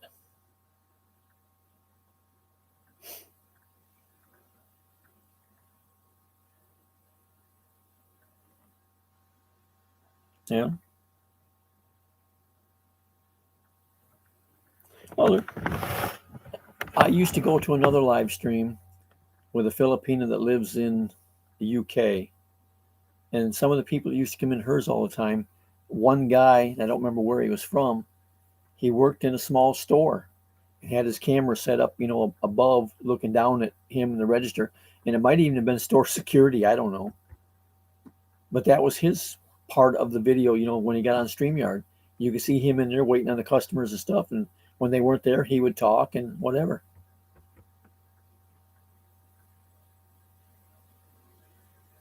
Just, made things interesting, watching him while he was working.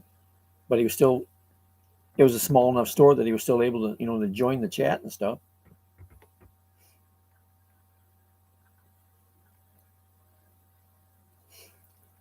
She used to come on and do a live stream just about every night, her and her husband. There was a big age gap in their marriage.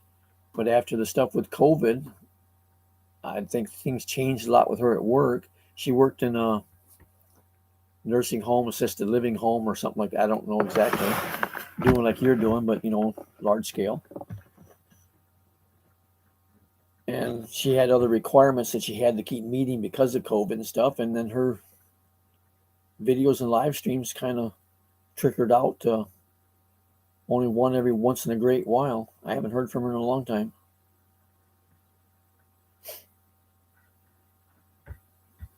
And we always used to have a lot of fun when they were on.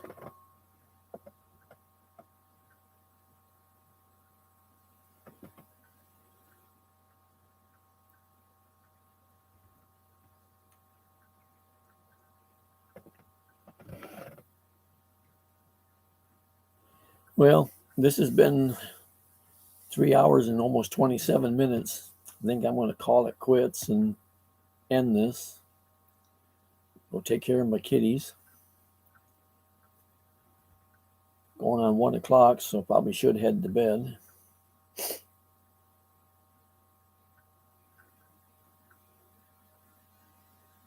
Samara was another one that slipped out and never said nothing.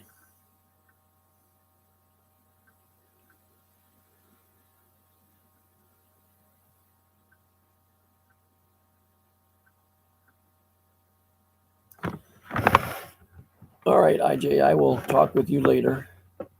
Warren, if you're still here, catch you another time. Now I'm going to go ahead and end this.